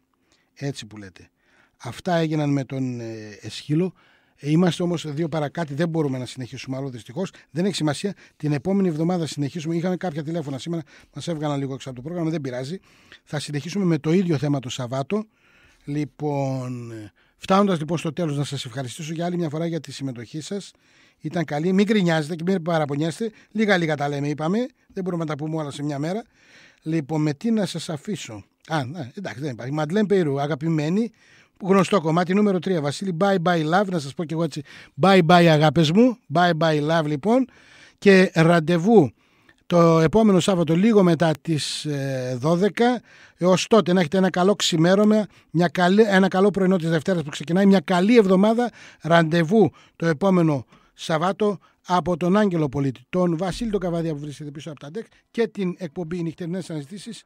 Γεια σας.